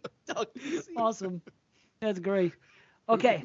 So we're going to be out of here. Thanks, everyone, again. Thanks, Watson, again. And things are awesome. We love you guys. And we'll see you soon. Peace. Bye, everybody.